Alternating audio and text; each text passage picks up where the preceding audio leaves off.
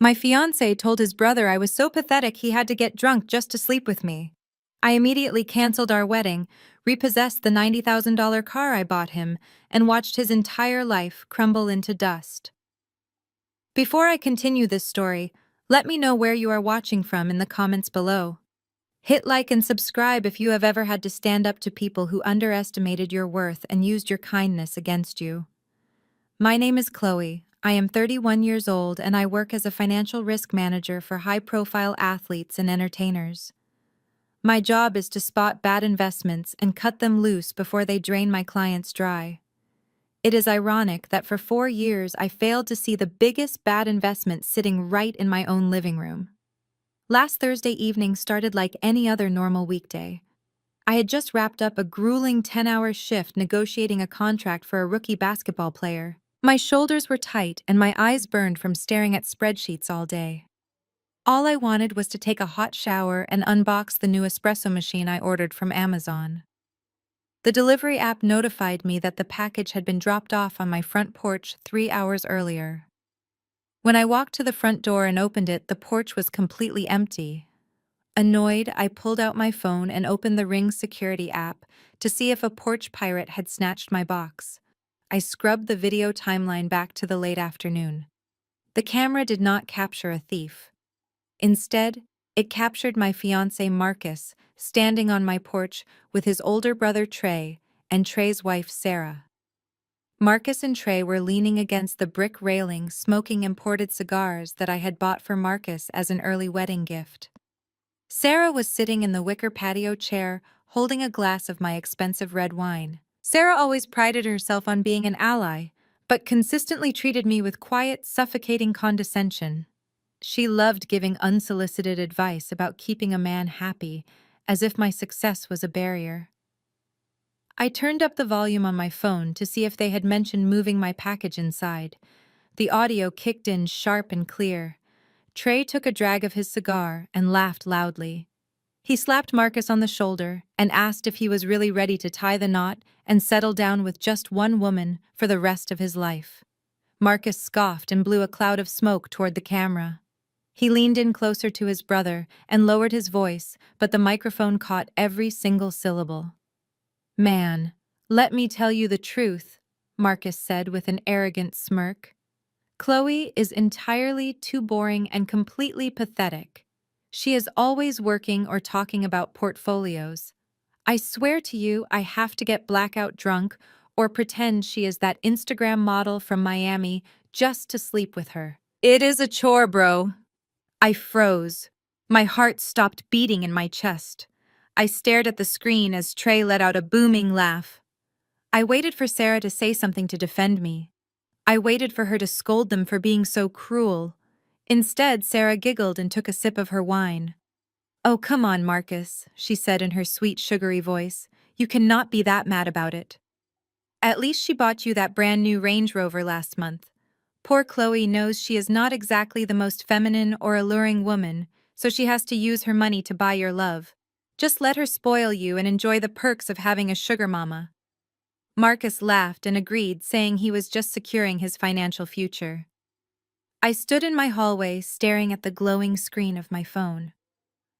There were no tears. I did not scream or throw my phone against the wall. The emotional coldness that washed over me was absolute and terrifying. For 4 years I had paid the mortgage, funded his failed business ventures, and defended him to my mother, who thought he was a prize just because he was handsome.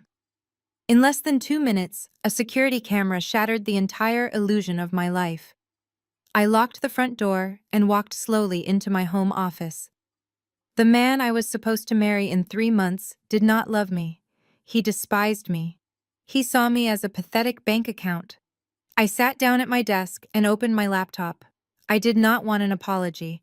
I wanted complete financial and emotional annihilation right now today. I walked over to the reinforced steel safe tucked in the corner of my office.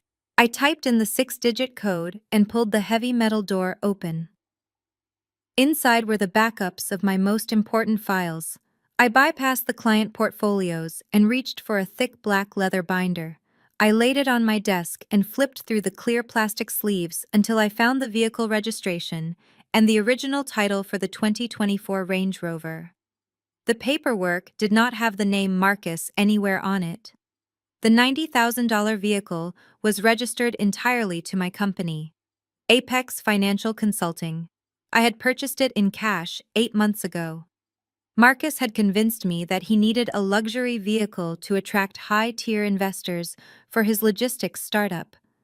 That so-called startup had generated exactly zero revenue in the 2 years since he pitched the idea. I had funded his website, his marketing materials, and the lease on his trendy downtown office space. I set the car title aside and turned my attention to my laptop. I logged into my banking portals. For the first time in 4 years, I stopped looking at my finances with the blind optimism of a woman in love. I looked at the numbers with the cold, calculating eyes of a risk manager. I pulled up the transaction history dating back to the month Marcus moved in with me. The screen populated with endless rows of red deductions. I saw the thousands spent on designer suits and luxury watches he wore to networking events that never led to a single contract. As I scrolled through the devastating financial reality, my mind drifted to my mother, Vivian. She was the architect of my insecurity. Growing up, Vivian made it abundantly clear that my intelligence was intimidating and my ambition was an unappealing liability. She used to lecture me constantly, telling me that a smart woman still needs a strong man to lead the household to be truly complete.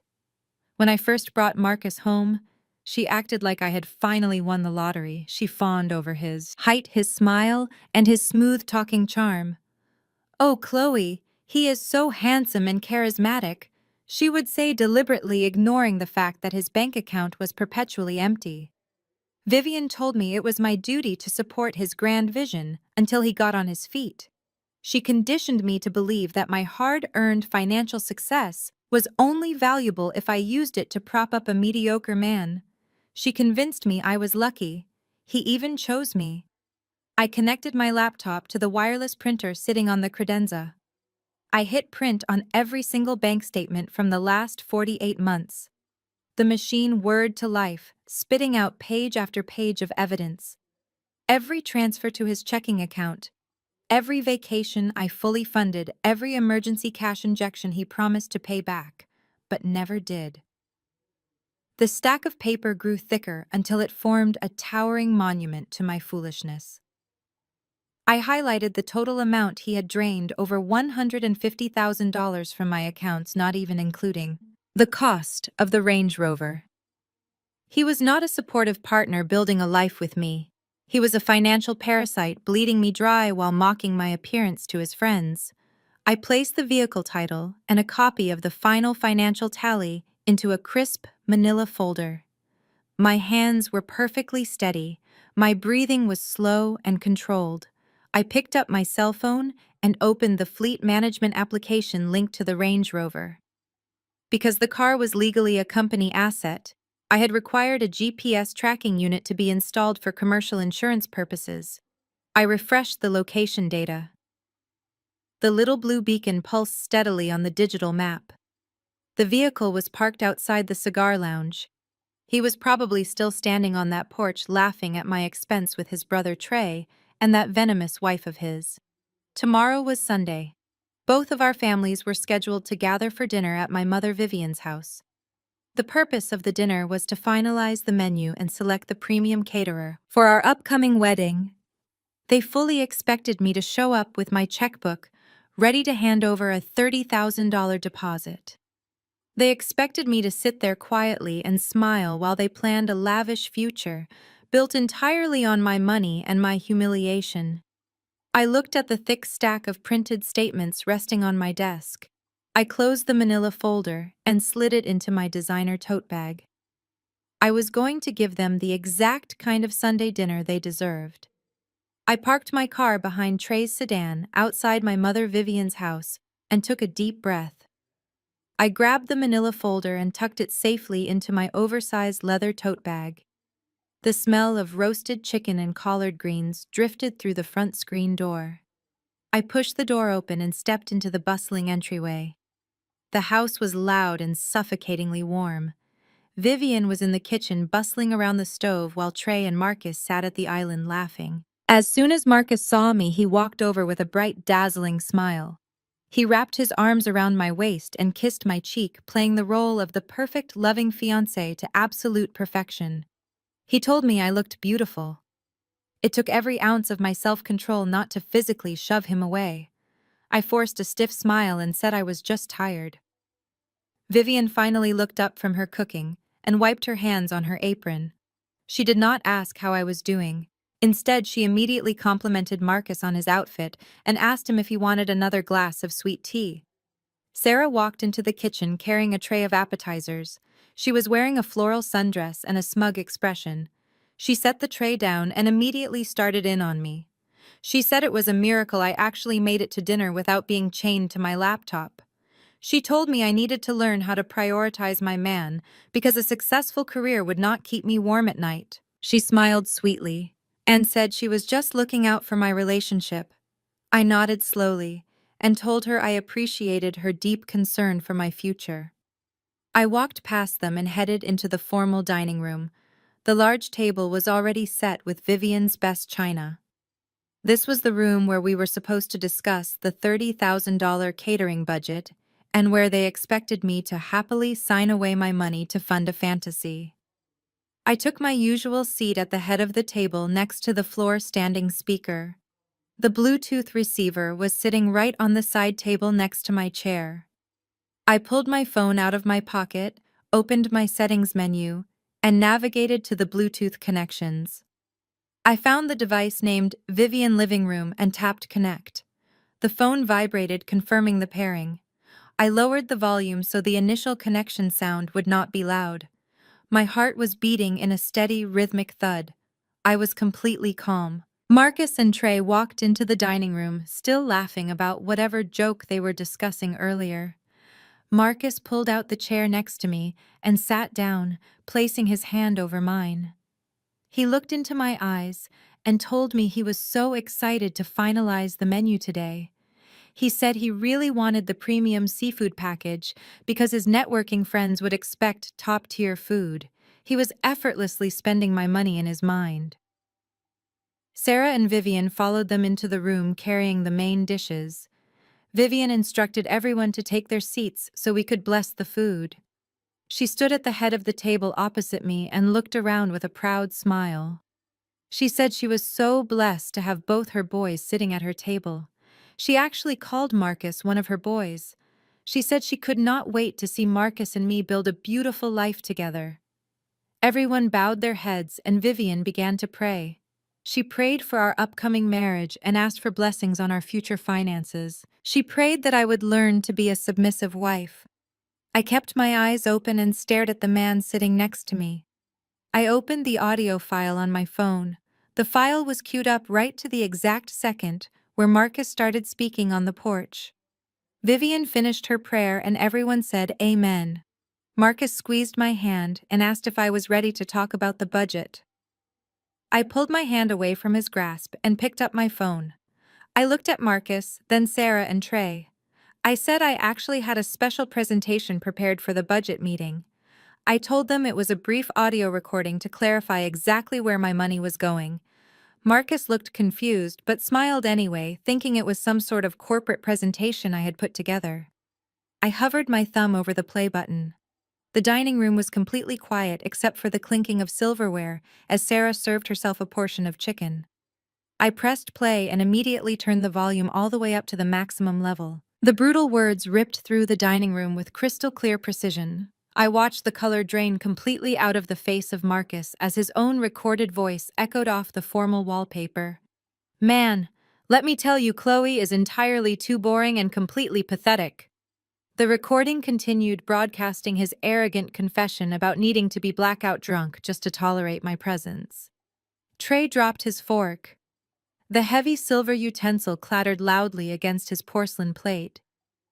Sarah froze with her wineglass halfway to her lips, her eyes darting nervously toward me.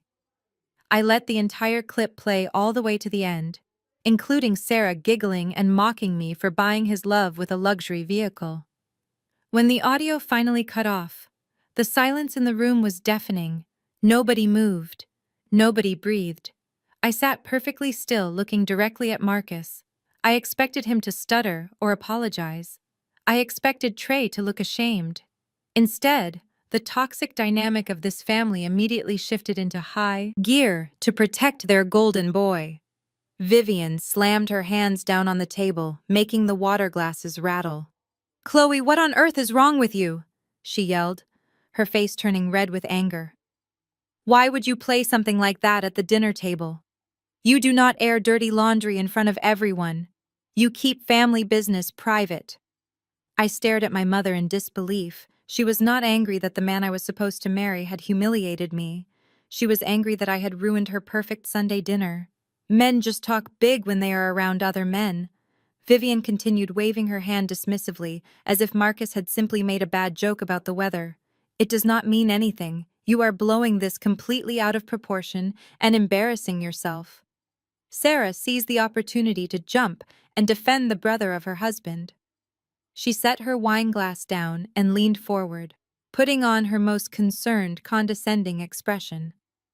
"Chloe, I really think you need to look inward right now," Sarah said, using her gentle therapy voice.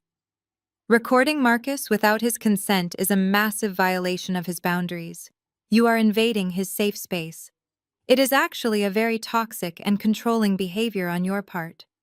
You cannot expect a man to feel secure in a relationship when you are constantly surveilling him like a warden." I listened to the sheer absurdity of their words. They were actively gaslighting me in real time. They were trying to make me the villain for discovering his betrayal. Marcus seemed to gain confidence from his mother and sister-in-law rushing to his defense. He reached out and tried to grab my hand again, putting on a fake pleading look. "Baby, come on," he said softly. "You know how guys are when we drink and smoke. It was just locker room talk. I was just trying to sound cool in front of my brother. You know I love you. You know I want to marry you. Do not let your insecurities ruin what we have built together." He actually had the audacity to blame my insecurities. I looked around the table. At the four of them. Vivian glaring at me for being difficult. Sarah looking at me with fake pity. Trey refusing to make eye contact. Marcus trying to charm his way out of emotional abuse. I realized in that exact moment that I had spent years desperately trying to earn the respect of people who were fundamentally incapable of giving it. I did not raise my voice. I did not cry. I did not try to explain my feelings or defend my actions because none of them deserved my energy. I simply reached over with my right hand and grabbed the diamond engagement ring sitting on my left ring finger. I pulled it off in one smooth motion. Marcus stopped talking and watched me, his eyes widening slightly. I held the ring over his crystal water glass and opened my fingers. The diamond dropped with a heavy plink, sinking instantly to the bottom of the ice water. "I am done," I said quietly. I stood up from the table, grabbed my oversized leather tote bag from the floor, and pushed my chair back. Vivian started yelling, again telling me to sit back down and act like an adult. Marcus stood up and called my name, but he did not follow me. I walked out of the dining room, through the warm kitchen, and straight out the front door. I got into my own luxury car, locked the heavy doors, and drove away into the cool, quiet evening air, leaving them to sit there and choke on their own suffocating toxicity and endless lies. It was Friday night, 5 days after the disaster at my mother's house. My phone had been buzzing constantly all week with text messages and voicemails from Marcus. He genuinely believed that my silence was just a temporary tantrum. In his arrogant mind, I was just a bitter woman giving him the silent treatment until my anger cooled off. He sent me flowers and typed out long paragraphs about how much he needed me and how we could work through this tiny misunderstanding. I did not respond to a single message. I spent my week working and preparing. I was sitting at my kitchen island with a glass of sparkling water when I opened the fleet management application on my tablet. I watched the little blue icon representing the $90,000 Range Rover blink steadily on the digital map. Marcus had been driving it all week, acting like nothing had changed. Tonight, the Icon was moving rapidly down the interstate, heading straight into the heart of downtown Atlanta. I zoomed in on the map and watched as the vehicle came to a complete stop on a busy street known for its exclusive nightlife. The GPS coordinates pinpointed the exact location outside a high-end nightclub called the Velvet Room. It was a notoriously expensive venue where men like Marcus went to buy overpriced bottles of champagne they could not afford just to impress women who did not care about them. He was undoubtedly out with his friends, or a new mistress spending the allowance I used to provide, and using my company vehicle to project an image of wealth. I just smiled very coldly. The time for waiting was over. I picked up my phone and dialed the number for a premium commercial towing and recovery service I frequently used for my business clients. The dispatcher answered immediately. I gave him my name and my company identification number. I told him I needed an immediate commercial asset recovery at the Velvet Room in downtown Atlanta. I provided the exact make-model license plate and vehicle identification number. I explained that I had the title in hand and the vehicle was illegally possessed by an unauthorized driver. The dispatcher told me a driver would be dispatched right away and would arrive at the venue in approximately 20 minutes. I thanked him and hung up. Next, I found the direct non-emergency number for the local police precinct covering the downtown entertainment district. When the desk sergeant answered, I introduced myself as the managing director of Apex Financial Consulting. I kept my voice perfectly professional and calm. I told the officer that my company was conducting a commercial repossession of a high-value company asset at a busy nightclub, and I was requesting a police presence for a civil standby. I explained that the unauthorized driver had a history of volatile behavior, and I wanted to ensure there was no breach of the peace when the tow truck arrived. The sergeant took down the details and confirmed that 2 patrol officers would be dispatched to the location to oversee the property transfer and maintain public order. Everything was locked into place. The tactical precision of my plan left absolutely no room for him to manipulate his way out of the situation. I walked into my bedroom and changed into a sharp-tailored black suit. I wanted to look exactly like the successful executive I was, not the pathetic woman he described on that porch camera. I grabbed the manila folder containing the vehicle title, the corporate registration, and a printed copy of the GPS tracking log. I slid my phone into my pocket and ordered a premium Uber ride to take me to the club. I did not want to drive myself and have to deal with finding parking in the chaos that was about to unfold. I wanted to be dropped off right at the front door just as the trap snapped shut. My Uber arrived in less than 5 minutes. I climbed into the back seat and instructed the driver to take the quickest route to downtown. As we merged onto the highway, I opened the tracking app one more time. The blue dot was perfectly stationary outside the club. Marcus was inside drinking and dancing, completely oblivious to the fact that the lavish lifestyle he had stolen from me was about to be violently ripped away in front of the entire city. I leaned back against the smooth leather seat and calmly watched the bright city lights blur past my tinted window. My heart beat with a steady, powerful rhythm of pure anticipation. The pathetic game of pretending was finally and officially over forever, and his brutal public consequences were rapidly approaching on a flatbed tow truck tonight. My Uber pulled up to the curb just half a block away from the glowing neon entrance of the Velvet Room. I handed the driver a cash tip and stepped out onto the busy pavement, smoothing down the jacket of my black suit. The crisp night air buzzed with the heavy bass of hip-hop music spilling out from the club doors. I stood near a row of parked cars blending into the shadows cast by a large street lamp. I did not have to wait long. A massive flatbed tow truck turned the corner, its bright amber lights flashing rhythmically against the brick walls of the surrounding buildings.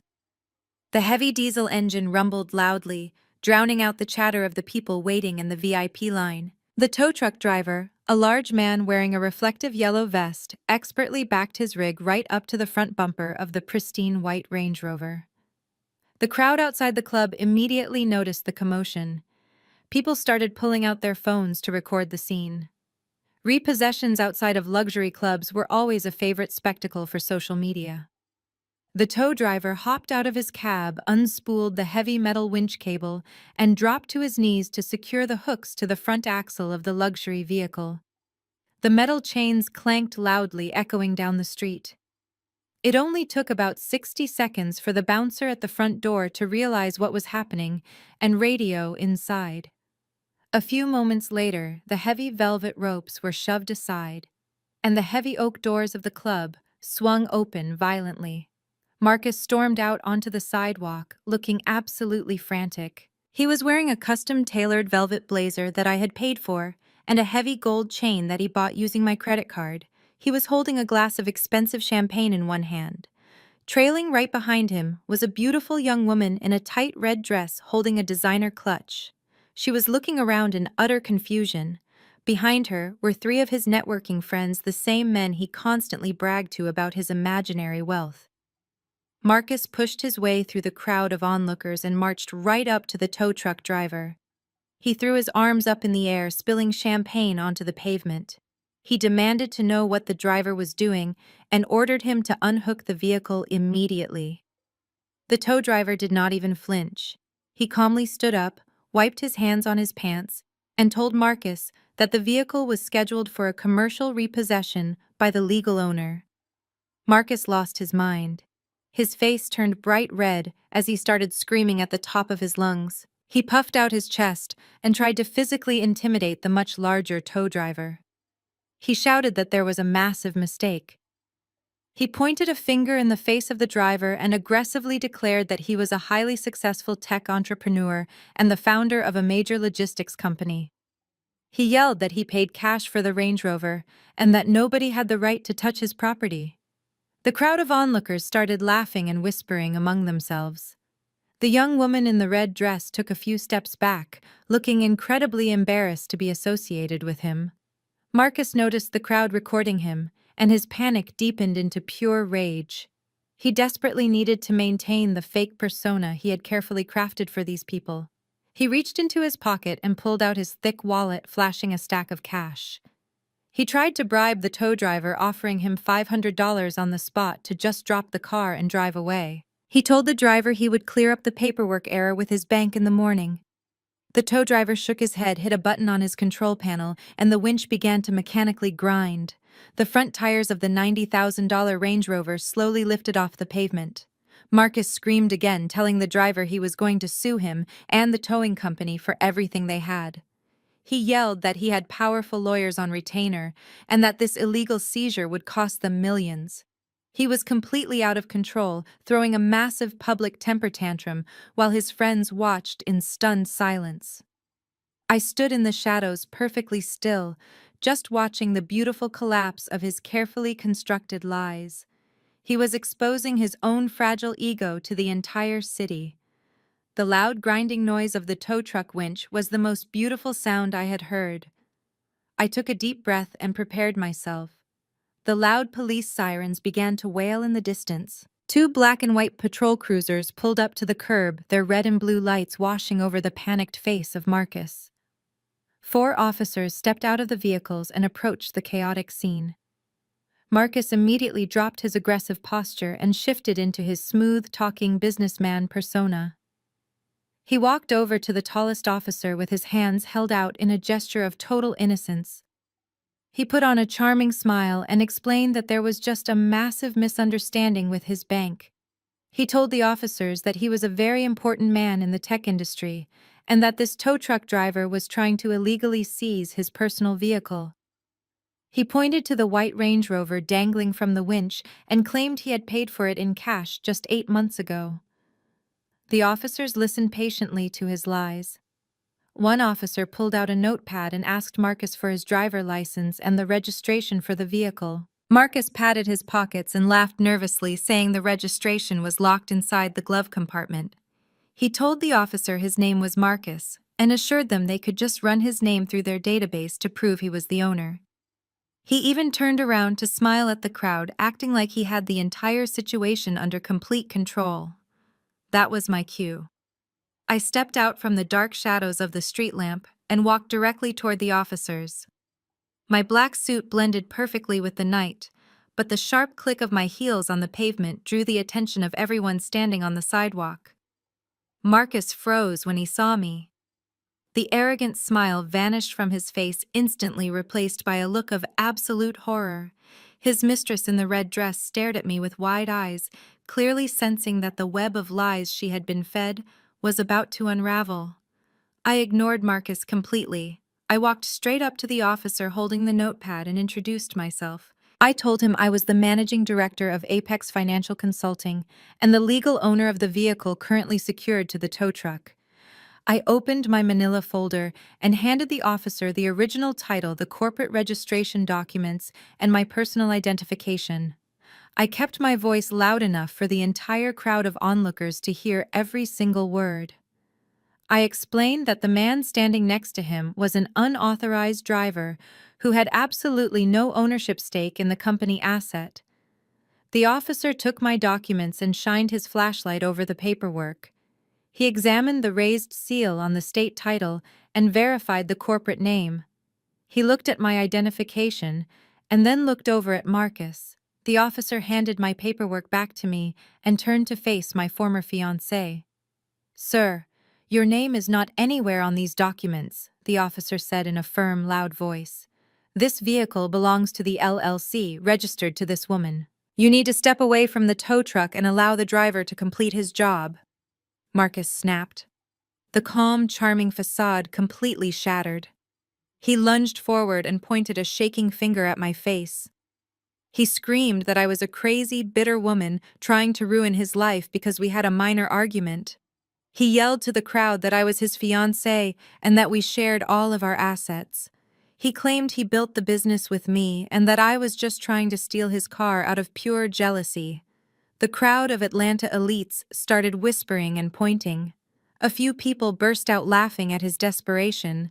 The officers immediately stepped between us, placing their hands on their duty belts and instructing Marcus to back away. He refused to listen. He threw his champagne glass onto the ground, shattering it into 100 pieces across the sidewalk. His mistress gasped and covered her mouth, taking another huge step away from him. His networking friends, the men he tried so hard to impress, looked completely mortified by his public meltdown. They quietly backed into the crowd, pretending they did not even know him. Marcus was losing everything he cared about in real time. His image, his fake wealth, and his pride were being dismantled in front of the very people he worshipped. He screamed at the officers, calling them names and threatening to have their badges. He yelled that he was not going to let some bitter woman take his property. He took an aggressive step toward the officer who had checked my paperwork. He raised his fists up into the air and began to wildly curse at the top of his lungs, demanding respect from everyone watching him. That was a mistake. The officer did not hesitate. As soon as Marcus raised his hands and lunged forward, the officer grabbed his right arm, twisted it sharply behind his back, and slammed him face first against the side of the flashing patrol cruiser. The metallic click of handcuffs snapping shut echoed loudly. Marcus let out a muffled cry of shock as his cheek was pressed hard against the cold steel of the police car. The second officer quickly stepped in, grabbing his other arm to secure the restraints. "You are under arrest for public intoxication and disorderly conduct," the officer announced loudly enough for the entire crowd to hear. "If you continue to resist, we will add assaulting a police officer to the list of charges. Do you understand me?" Marcus stopped fighting immediately. All the fight and fake bravado drained right out of him. He was breathing heavily, his expensive velvet blazer now scuffed and stained. He turned his head slightly and locked eyes with me. There was no anger left in his expression anymore. There was only absolute panic and deep humiliation. He opened his mouth to say something to beg me to stop this, but the officer pushed his head back down and began reading him his Miranda rights. The crowd of onlookers was absolutely merciless. Dozens of cell phone cameras were pointed directly at him, recording his spectacular downfall from every possible angle. The footage of the self-proclaimed wealthy entrepreneur crying in handcuffs was going to be all over social media by morning. I saw the young woman in the red dress frantically waving down a passing taxi. She climbed inside and sped away without giving Marcus a single backward glance. His so-called wealthy friends had completely vanished into the night, abandoning him the second he became a liability. The tow truck driver finished securing the heavy chains around the front tires of the Range Rover. He gave me a quick nod of acknowledgement, climbed into the cab of his truck, and put the massive vehicle into gear. The diesel engine roared, and the truck slowly pulled away from the curb, taking the $90,000 symbol of Marcus and his fake success with it. I watched the taillights of the tow truck disappear around the corner, feeling an overwhelming sense of relief wash over my entire body. I had severed the financial parasite. The officers patted Marcus down, retrieving his wallet and his cell phone. They opened the rear door of the cruiser and forcefully guided him into the back seat, pushing down on his head so he would clear the doorframe. The heavy door slammed shut with a loud, definitive thud. He was trapped behind the reinforced glass and thick metal wire mesh. He pressed his face against the window, staring at me as the patrol car shifted into drive. The red and blue lights flashed brightly against the brick walls as the cruiser pulled away from the curb and merged into the heavy downtown traffic, heading straight for the county jail. I stood on the sidewalk alone, breathing in the cool night air. The chaos outside the club slowly began to dissipate. The bouncers moved the velvet ropes back into place and the line of people returned to their conversations, though most of them were still eagerly sharing the videos they had just recorded. My phone vibrated in the pocket of my blazer. I pulled it out and looked at the glowing screen. I had 3 missed calls from my mother, Vivian, and 2 text messages from Trey. Word had already reached them. Someone at the club must have recognized Marcus and called his brother. The text messages from Trey were furious, demanding to know what I had done and telling me I had crossed a line I could never uncross. He called me a bitter, vindictive woman who was destroying her own family. I smiled and turned my phone completely off. I was not going to let their toxic panic ruin the peace of my evening. I hailed a passing cab and gave the driver my home address. As I rode back to my quiet, empty house, I knew exactly what was coming next. The arrest was only the opening battle. Marcus being locked in a holding cell was going to trigger the full wrath of his enablers. Vivian and Sarah were going to launch a massive campaign to paint me as the villain and Marcus as the innocent victim of a crazy woman. They were going to demand apologies and financial restitution. They were going to try to shame me into submission, just like they always did. But they had no idea who they were dealing with anymore. The pathetic woman who craved their approval was gone. I was ready for war. The sun rose on Saturday morning, casting a bright, unforgiving light over the sprawling city of Atlanta. I woke up feeling more rested than I had in 4 entire years. I brewed a hot cup of black coffee and sat down at my kitchen island, opening my laptop to review some major client portfolios. My peace was broken exactly at 9 in the morning when the daily notifications on my mobile phone suddenly began to explode.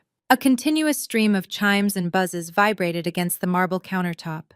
Trey had apparently gone down to the county courthouse first thing in the morning and posted bail for his brother. Marcus was finally out of jail, and the family damage control machine had officially been activated.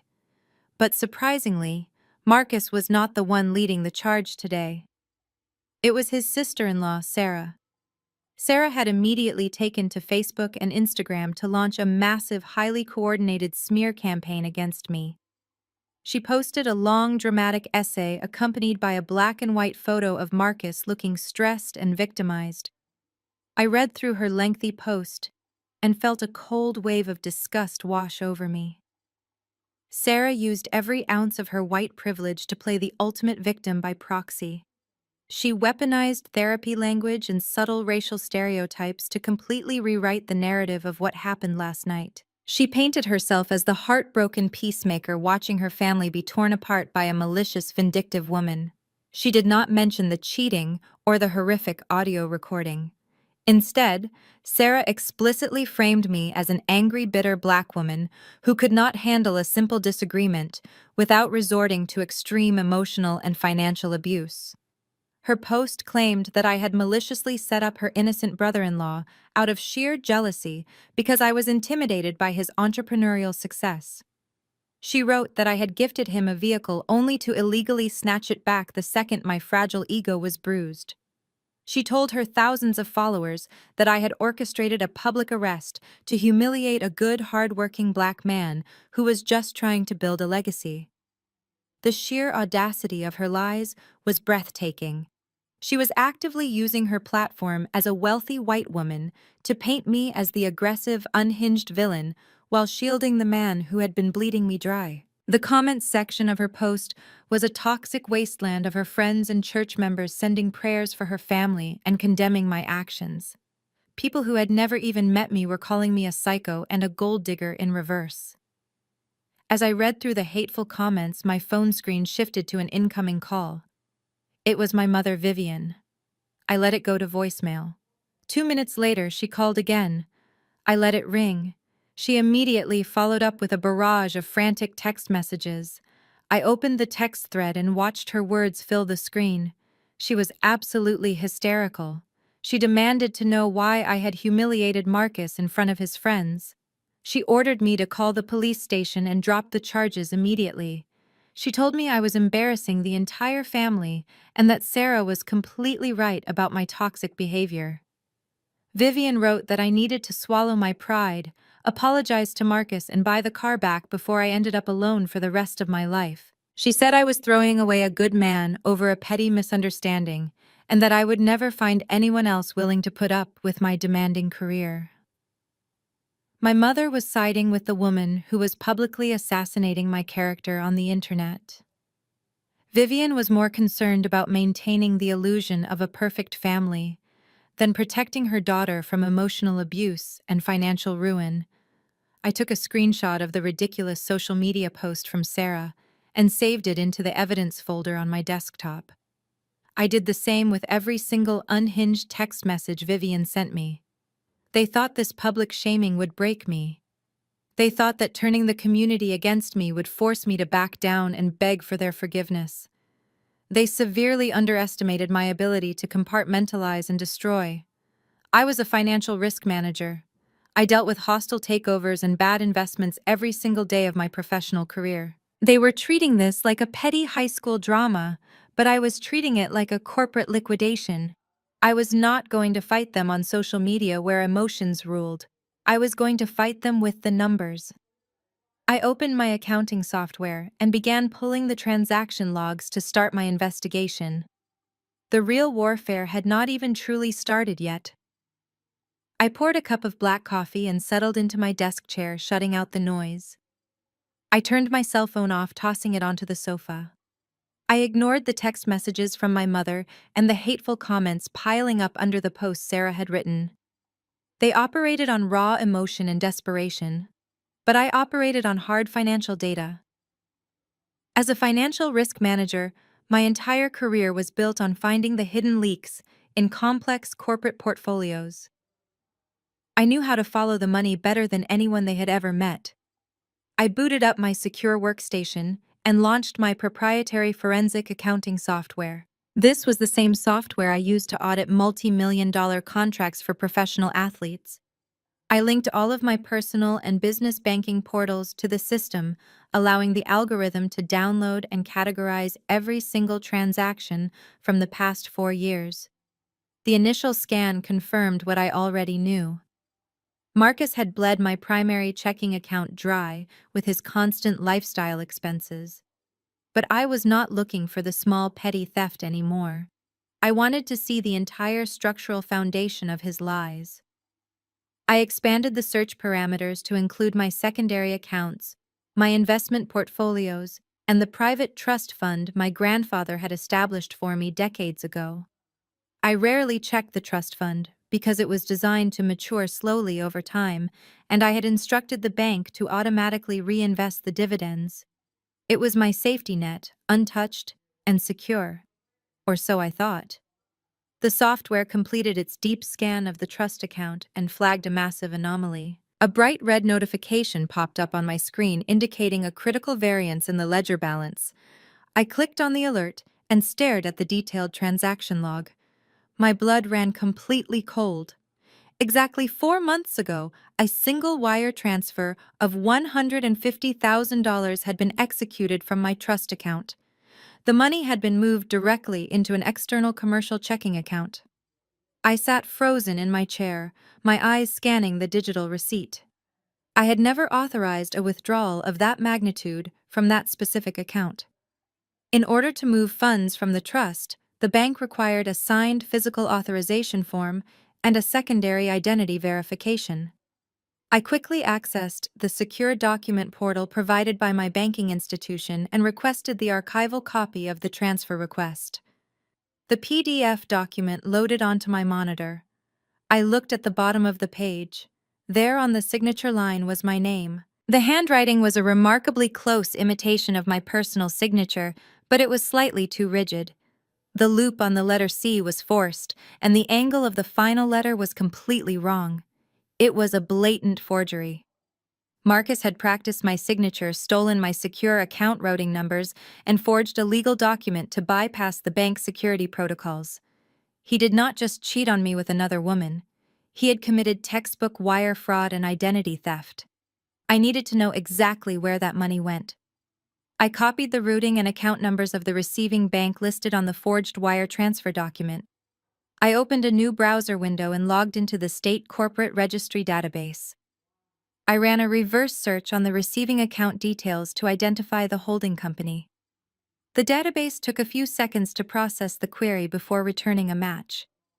The receiving account belonged to a limited liability company registered as Apex Elite Fitness LLC. I scrolled down to the ownership section of the corporate filing. The registered agents and primary shareholders of Apex Elite Fitness LLC were listed in bold black text. The names were Trey and Sarah. The entire puzzle instantly clicked together in my mind, forming a picture of absolute betrayal. 3 months ago, Sarah had flooded her social media with proud announcements about opening her brand new luxury boutique gym in the trendy downtown district. She had bragged endlessly about her husband Trey and his brilliant business acumen, claiming they had secured a massive private investment to fund their dream. My mother Vivian had praised them for their hard work and entrepreneurial spirit, constantly comparing Marcus and his lack of progress to his highly successful brother. The truth was violently different. There was no brilliant business acumen. There was no legitimate private investment. Their luxury gym was built on federal crimes and stolen money. The fake outrage Sarah was projecting on the internet was not about protecting her family at all. It was pure and absolute panic. They knew that if I finally kicked Marcus out and cut off his endless allowance, I would eventually audit all of my personal accounts. This situation was no longer just a simple, messy, emotional breakup between two incompatible people. The absolute stakes had just escalated to federal prison. The absolute stakes had just escalated to federal prison. I spent the rest of the weekend meticulously downloading and securing every single piece of financial evidence.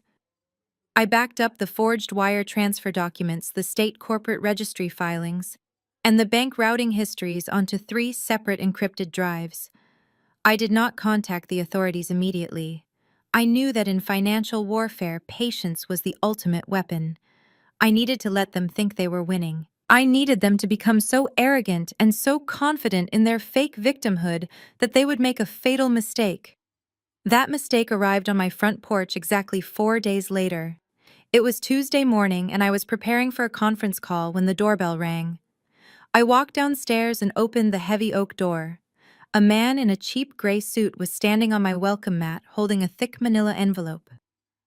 He asked if I was Chloe. I nodded, and he shoved the envelope into my hands, telling me I had been officially served before quickly walking back to his car. I locked the door and walked into my kitchen, sliding my finger under the flap of the envelope. I pulled out a thick stack of legal documents printed on cheap paper. The header at the top of the first page bore the logo of a low-tier local law firm known for handling desperate personal injury claims and messy divorces. I scanned the first paragraph and let out a sharp laugh. Marcus was suing me. He was not just suing me for the return of the luxury vehicle. He was filing a massive civil lawsuit demanding $500,000 in palimony and a 20% ownership stake in my firm, Apex Financial Consulting. I leaned against the marble counter and read through the absolute absurdity of his legal demands. Marcus and his discount attorney were claiming that because we had cohabitated for 4 years, We were essentially operating under a common law marriage. They argued that during those 4 years, he had acted as an unpaid crucial consultant for my business. The lawsuit claimed that his networking skills and strategic advice were the primary reasons my financial management firm had secured so many high-profile clients. He was literally demanding $500,000 for going to expensive parties on my dime and drinking my alcohol. It was incredibly obvious that Sarah and her social media mob had deeply emboldened him. Reading through the legal jargon, I could clearly see the toxic influence of his sister-in-law. The document painted me as a manipulative corporate executive who had exploited his entrepreneurial genius and then discarded him the moment he tried to establish his own independence. They genuinely believed they had me completely cornered and utterly trapped without any viable options. They thought I would be so terrified of the public embarrassment of a messy legal battle that I would immediately offer a quiet settlement to make it all go away. They assumed I would gladly write a check for $500,000 just to protect my professional reputation in the highly competitive financial sector. They wanted to use the legal system to bleed me dry one final time to fund the fraudulent boutique gym he and Trey were running. Marcus thought he was playing a brilliant strategic game of high-stakes chess. He thought hiring a lawyer and serving me with papers would force me to surrender and apologize. He was operating under the delusion that he held all the power because he was loud and demanding. What Marcus and his cheap lawyer did not understand was that by filing this civil lawsuit, they had just handed me the exact weapon I needed to destroy them permanently. I walked back upstairs to my office and placed the lawsuit on my desk right next to the forensic audit proving his wire fraud. I read the specific paragraph in the lawsuit where Marcus swore under penalty of perjury that he had intimate knowledge of my corporate finances and had actively participated in managing my accounts. He thought that statement proved he deserved half of my business. In reality, that sworn statement officially tied him to the forged wire transfers. He had just voluntarily submitted a signed legal document admitting he had access to the exact accounts he used to steal $150,000. He had essentially drafted his own criminal confession and paid a lawyer to deliver it directly to my front door. I picked up my phone and dialed the number for the most ruthless corporate litigation firm in Atlanta. I was not going to cower or offer a single penny to settle. I was going to use his own lawsuit to bury him. The very next morning, my phone rang with a number I had not seen in years. It was Pastor Thomas from the church my mother had attended since I was a little girl. I answered the call and his deep, soothing voice came through the speaker. He told me that Vivian had come to his office in tears, begging him to intervene in a severe family crisis. According to my mother, my soul was in deep jeopardy because I was letting greed and anger destroy my future husband.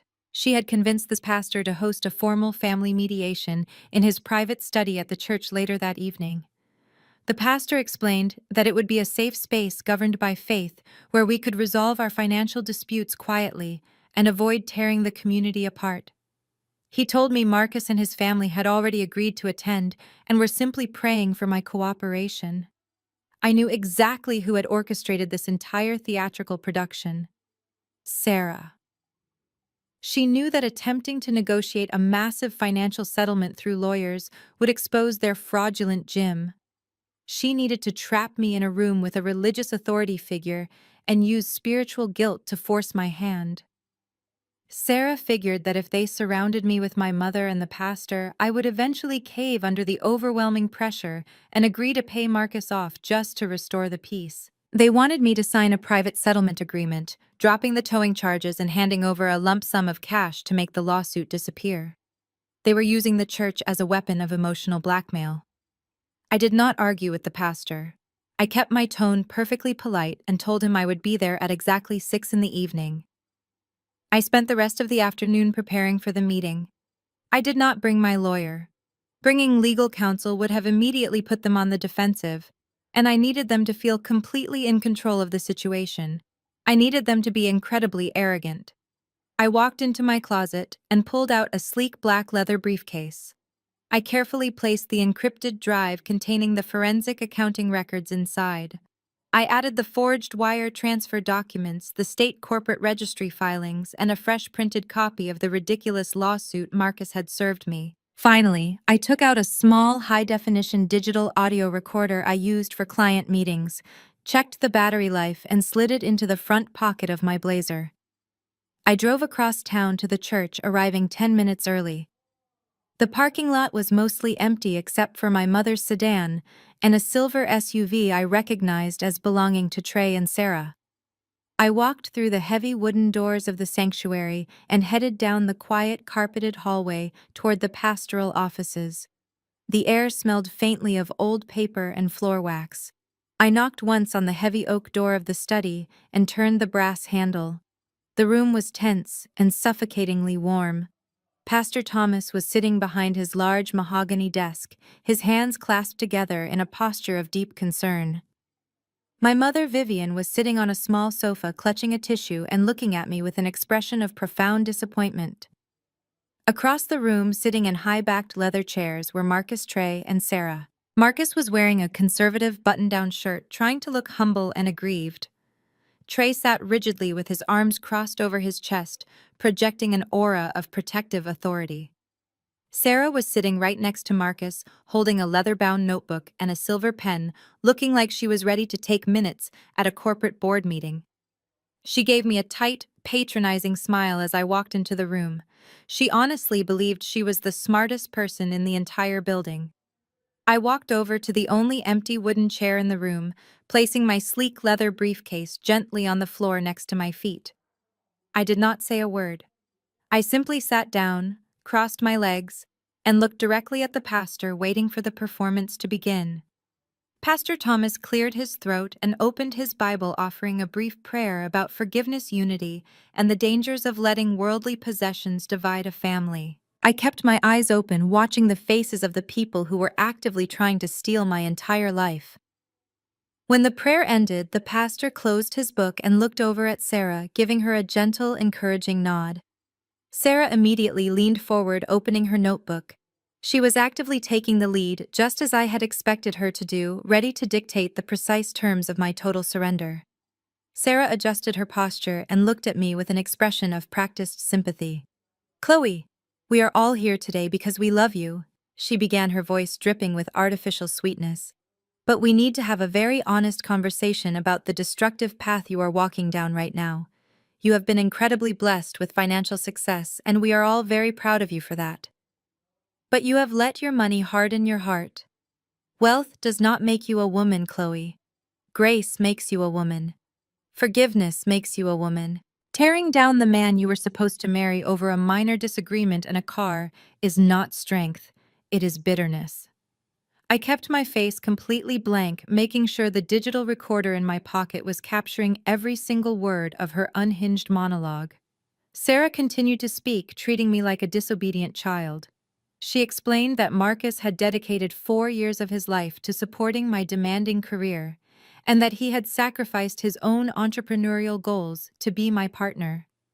She actually claimed that pulling the car away from him was a form of financial abuse. "You cannot just strip a man of his dignity because your feelings got hurt," Sarah said, shaking her head. "Marcus deserves to be compensated for the time and energy he invested in you. The lawsuit he filed is just his way of asking for fairness. We want to settle this quietly today, without courts and without any more police." My mother Vivian let out a loud, dramatic sob and reached across the space to grab my knee. "Please, Chloe." Vivian begged, tears streaming down her face. "Just drop the towing charges and give Marcus the financial settlement he is asking for. You have more than enough money. Why are you trying to destroy these men? Trey and Marcus are trying to build a legacy for this family. It is your duty to protect them, not throw them to the wolves. A good woman builds her man up even when he makes a mistake. You are going to be so lonely if you keep acting like you do not need anyone."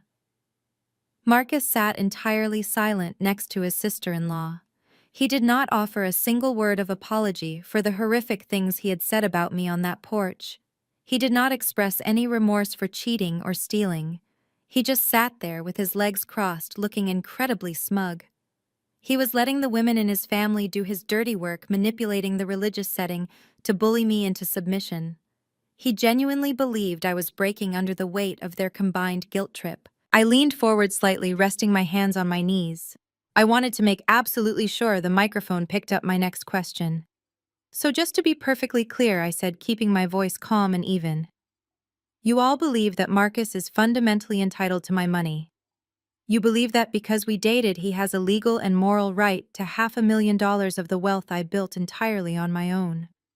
Sarah smiled, nodding her head, as if I was finally understanding a very simple concept. Yes, Chloe, she said confidently. He is entitled to it.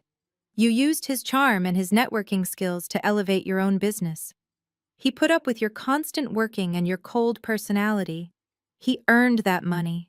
He deserves a cut of your business and a lump sum to start his own life properly. It is only fair after what you put him through. Vivian nodded enthusiastically, wiping her eyes with her tissue. It is the right thing to do, baby, she said. Just pay him what he deserves, so we can all heal and move forward as a family. Give him the money, and let us put this ugly mess behind us. The pastor murmured in agreement, praising my mother for her forgiving spirit. They had done it. They had just explicitly stated on a digital recording that they felt entirely entitled to extort me. They had admitted that the lawsuit was not about real legal damages, but about forcing me to pay him off for simply tolerating my personality. They were so blinded by their own arrogance and greed that they did not realize they were digging their own graves right inside the church study. I reached down and picked up the sleek leather briefcase from the floor, setting it squarely on my lap. The psychological battle was officially over, and I had captured every single piece of evidence I needed. The time for listening to their delusions had passed. I popped the small brass latches on the briefcase and let them snap open. The sharp metallic click of the brass latches echoing in the quiet study made everyone suddenly shift in their seats. I did not immediately pull the documents out of the briefcase. I let the heavy leather lid rest open and looked directly across the room at Sarah. You talk a lot about grace and forgiveness, Sarah, I said, keeping my tone perfectly measured. You sit there with your notebook and your condescending smile telling me that my wealth does not make me a woman. You want me to believe that a real woman is defined by how much disrespect she is willing to absorb from a mediocre man just to keep a relationship intact. You are trying to weaponize my race and my gender against me. You want me to play the role of the strong but suffering Black woman who silently carries the financial and emotional burden of the entire family while the men get to play entrepreneur with my money? I shook my head slowly. I am not playing that role anymore, and I am certainly not taking life advice from a woman whose entire lifestyle is funded by other people. Sarah blinked rapidly, her fake smile faltering for the first time since I walked into the church. She opened her mouth to argue, but I raised my hand, silencing her instantly. You had your turn to speak earlier, Sarah, I said. Now you are going to sit there and listen. I turned my attention to my mother. Vivian was still clutching her crumpled tissue, but the tears had completely stopped. You told me it is my duty to protect the men of this family, I said, staring right into her eyes. You raised me to believe that my ambition was a character flaw, and my only real value was propping up someone like Marcus. You looked the other way while he lived off my paycheck for 4 years. You never once asked me if I was tired. You never once asked me if I felt loved. You only cared that the family picture looked perfect on a Sunday afternoon. Well, the picture was a lie, Vivian. Marcus is not a visionary, and he is not a provider. He is a financial parasite, and you enabled him every single step of the way because you are terrified of the reality that women like me do not actually need men like him to survive. Vivian looked completely and utterly stunned. Pastor Thomas shifted awkwardly in his large chair, clearing his throat as if he wanted to intervene, but the absolute authority in my voice kept him pinned to his seat. I finally turned my gaze to Marcus and Trey. They were sitting close together, projecting a united front of arrogant entitlement. "You filed a lawsuit claiming that you acted as a crucial consultant for my business, Marcus," I said, leaning forward slightly.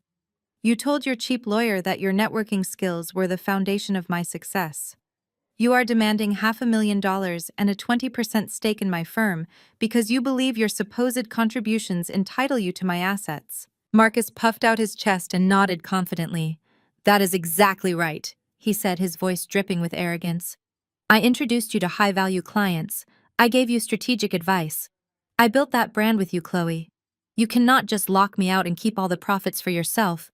It is completely unethical." I looked over at Trey, who was nodding in agreement with his brother. "And you support this claim, Trey?" I asked.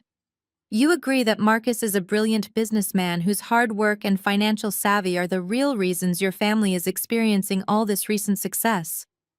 You believe his entrepreneurial skills are what provided the capital for your new luxury gym?" Trey scoffed and leaned back in his leather chair. "Absolutely," he said with a smug grin. "Marcus is the smartest guy I know. He knows how to move money and make things happen. He has been the financial backbone of our family projects for months. You are just mad because he finally realized his worth and stopped letting you control him." I took a slow, deep breath. The digital audio recorder in my pocket was capturing every single syllable of their profound stupidity. They were so desperate to validate his bruised ego and justify their extortion attempt that they were actively bragging about his financial maneuvering. They had just explicitly confirmed that Marcus was the source of the funds used to open the boutique gym. They had tied themselves completely to his financial timeline. The trap was now fully closed. I reached my hands inside the open briefcase and placed my fingers on the thick stack of forensic accounting records.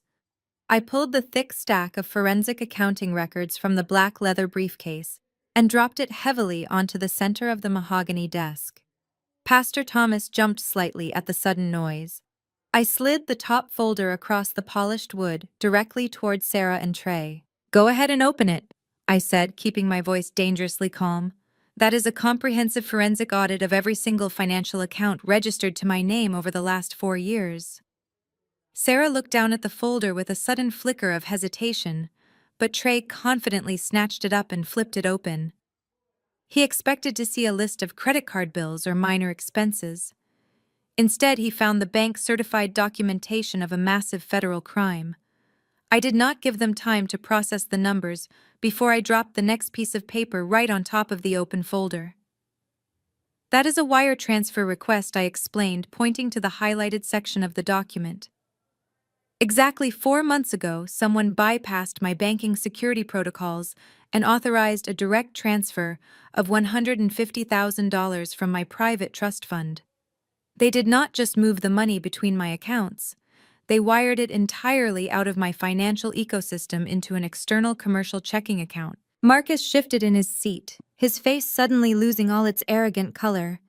Vivian gasped and asked what I was talking about. I kept my eyes locked on Sarah. "The most interesting part of that wire transfer is the signature at the bottom of the page," I said. "It is a very impressive forgery. Someone practiced my handwriting and signed a legally binding banking document to steal a small fortune.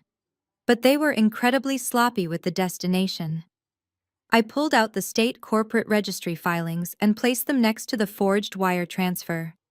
I traced my finger over the bold black text. "The receiving account for the stolen $150,000 belongs to Apex Elite Fitness LLC. The registered owners are Trey and Sarah." The room plunged into a suffocating silence. Sarah stared at the corporate documents, her mouth slightly open, unable to comprehend how fast her entire world was collapsing. "You have been bragging all over social media about your new boutique gym, Sarah," I said, my voice echoing loudly in the quiet study. "You paraded around calling your husband a brilliant entrepreneur who secured a massive private investment. You looked down on me for working too hard while you spent my stolen money to build your fake luxury life. There was no private investor. Your entire business is funded by a federal wire fraud scheme orchestrated by your brother-in-law." Pastor Thomas let out a loud gasp and stood up from his desk, stepping away from Marcus and Trey, as if they were suddenly contagious. Vivian covered her face with her hands, letting out a high-pitched wail of absolute horror. She finally realized the perfect men she had been fiercely defending were nothing but common thieves. The fake united front of the family completely shattered in an instant. Trey slammed the folder shut and jumped to his feet, his face red with panic and rage. He pointed a shaking finger at Marcus, demanding to know what he had done. Trey screamed that Marcus had promised him the money came from a legitimate business loan. Marcus shrunk back into his chair, holding his hands up and stammering uncontrollably. He tried to claim it was just a temporary loan and that he was planning to pay it all back before I even noticed the money was missing. He looked frantically at his mother, begging her to defend him again, but Vivian just sobbed loudly into her hands, completely broken by the undeniable truth. Sarah dropped her leather-bound notebook onto the floor. The calm, condescending therapist persona vanished entirely. She began to hyperventilate, grabbing Trey's arm and screaming that they were going to lose the gym and go to prison. She yelled at Marcus, calling him a stupid criminal and crying that he had ruined her entire life. The quiet, sacred space of the church study had descended into absolute panicked chaos. They were turning on each other like cornered animals, desperately trying to shift the blame to save themselves. I sat perfectly still, watching the glorious destruction of their toxic family dynamic. "You brought me to a church to extort me for $500,000 using guilt and manipulation," I said, raising my voice just enough to cut through their screaming.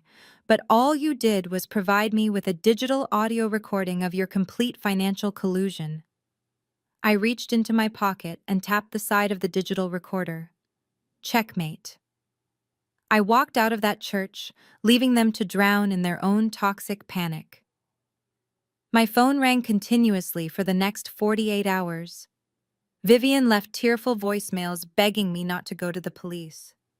Trey sent frantic text messages promising to sell the gym equipment and pay me back every single penny if I just gave him a little more time. Even Sarah tried to call, sending long paragraphs claiming she was a victim of the manipulation of Marcus and had absolutely no idea the initial investment was stolen.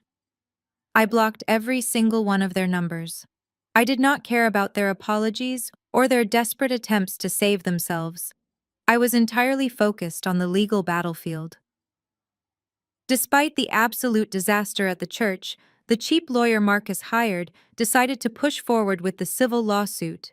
He requested a mandatory legal mediation session to discuss the $500,000 palimony settlement. The lawyer was clearly operating under the delusion that I was still intimidated. He was leaning heavily on the outdated myth of common law marriage, believing that simply living in my house gave his client a legal right to my assets. He thought the threat of a public civil trial would force me to open my checkbook. He had absolutely no idea what kind of legal firestorm he was walking into. I did not hire a family law attorney to handle a simple breakup. I hired the most ruthless corporate litigation firm in the entire state of Georgia.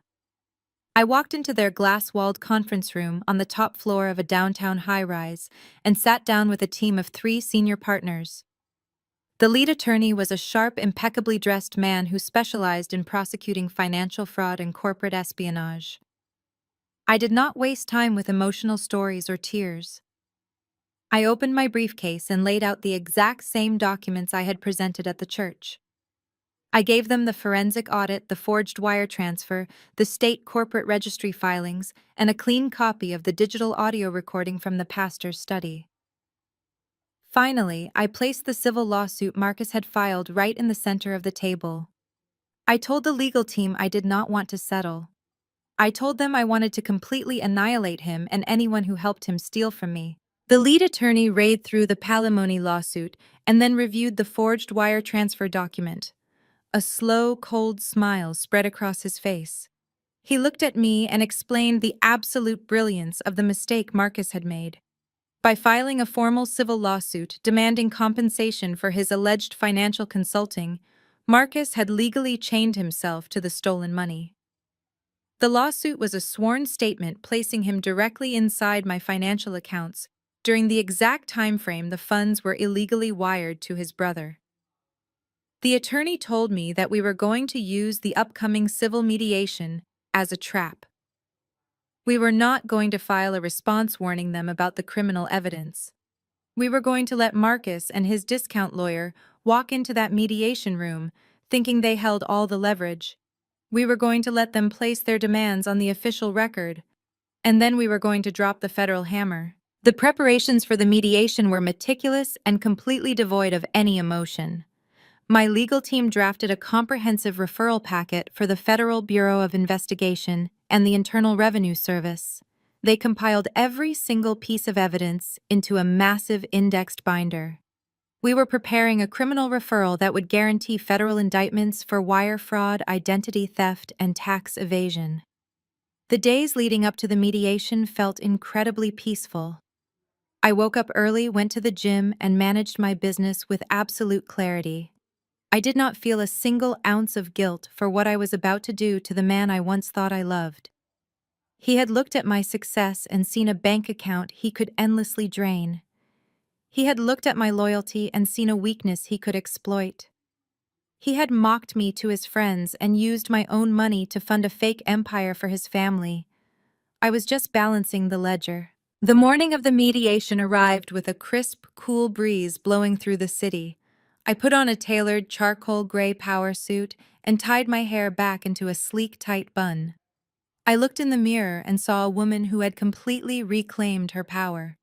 I grabbed my briefcase and headed downtown to meet my lawyers. The trap was perfectly set, and I was ready to watch it snap. The glass doors of the downtown arbitration center slid open with a soft, mechanical hum. I walked into the expansive marble lobby flanked by my legal team. The 3 senior partners from the corporate litigation firm walked in perfect sync right beside me. They wore meticulously tailored navy and charcoal suits, carrying thick leather portfolios that screamed absolute authority.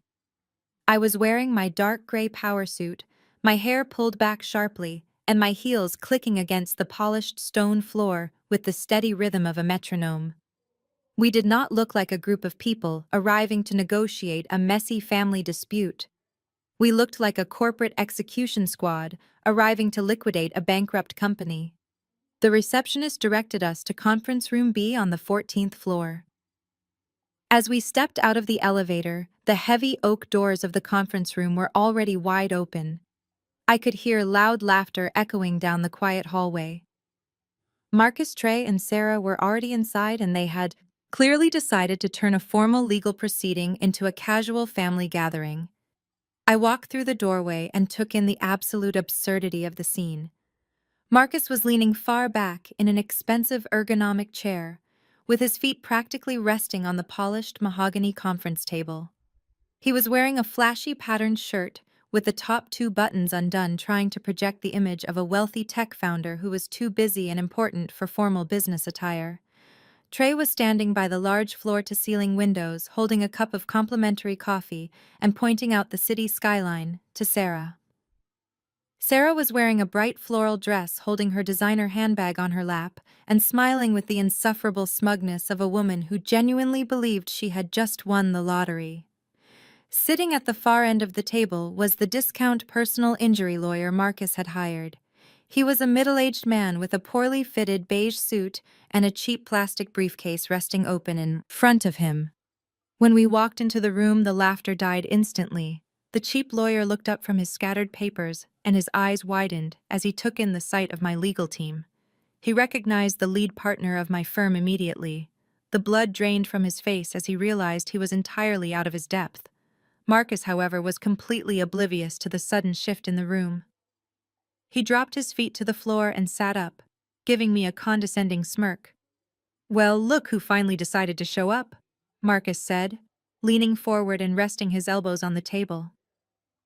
"I was starting to think you were going to dodge this mediation, Chloe. I am glad you brought your lawyers, though. It is time for you to finally take accountability and pay me what I am owed. We can wrap this up in an hour if you just sign the settlement paperwork and wire the funds." Sarah chimed in from the window, nodding her head in enthusiastic agreement. "We are really just doing this to be fair to Marcus," she said, using her sickly sweet voice. He gave you the best years of his life and built your brand. We are willing to completely forget about the embarrassing stunt you pulled at the nightclub if you just do the right thing today. It is really the most mature way to handle this. Chloe.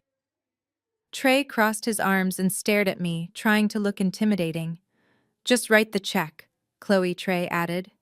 Save yourself. The public embarrassment of a trial. I did not say a single word in response to their delusions. I pulled out my chair and sat down at the head of the table, perfectly upright. My three elite attorneys took their seats, flanking me like a fortress of legal destruction. They moved with terrifying precision, placing their thick, identical binders onto the mahogany table in complete unison. The sheer professionalism radiating from my side of the room made the opposing lawyer look like a complete amateur. He nervously cleared his throat and adjusted his crooked tie. He opened a thin manila folder and tried to project a voice of authority. Well, then let us get started, he stammered, looking directly at my lead attorney instead of me. My client is seeking a palimony settlement of exactly $500,000 and a 20% equity stake in your financial firm. We believe this is a highly reasonable demand based on his extensive contributions to the household and his undocumented daily consulting work. If your client agrees to these terms today, my client is willing to sign a non-disclosure agreement regarding their personal relationship and keep this quiet. My lead attorney did not blink at the ridiculous threat echoing across the mahogany table. He slowly opened his thick leather binder and smoothed a single piece of paper flat against the wood. He looked directly at the discount lawyer sitting across from us, ignoring Marcus and his obnoxious posture. Counsel! My attorney began, his voice smooth and dripping with professional disdain. Your entire civil complaint is entirely predicated on the legal framework of common law marriage. Because your client resided in the same household as my client for 4 years, he is legally entitled to palimony and a 20% equity stake in a firm. The opposing lawyer nodded nervously, pulling at the collar of his beige suit. That is correct, he stammered, trying to sound confident. They cohabitated. They presented themselves as a couple to their social circles, and my client made significant undocumented contributions to her corporate success. We have numerous witnesses who can testify to their shared domestic life. My lead attorney let out a very soft, dry chuckle. He reached into his briefcase and pulled out a heavy, hardbound copy of the State Civil Statute Codebook. He dropped it onto the table with a loud, solid thud, making Sarah jump slightly in her chair. He opened the heavy book to a bookmarked page and pushed it across the polished wood until it was sitting directly in front of the opposing counsel. That is a lovely story, counsel, my attorney said, leaning back in his chair. However, as any competent legal professional practicing family or civil law in this jurisdiction should immediately recognize, the state of Georgia formally abolished the legal concept of common law marriage on January 1st, 1997. Unless a couple established their common law status before that specific date, the court does not recognize cohabitation as a legal partnership, regardless of how many years they live together or how many witnesses you bring to the stand. Marcus dropped his feet from the table instantly. He looked back and forth between his lawyer and my legal team, his brow furrowing in deep confusion.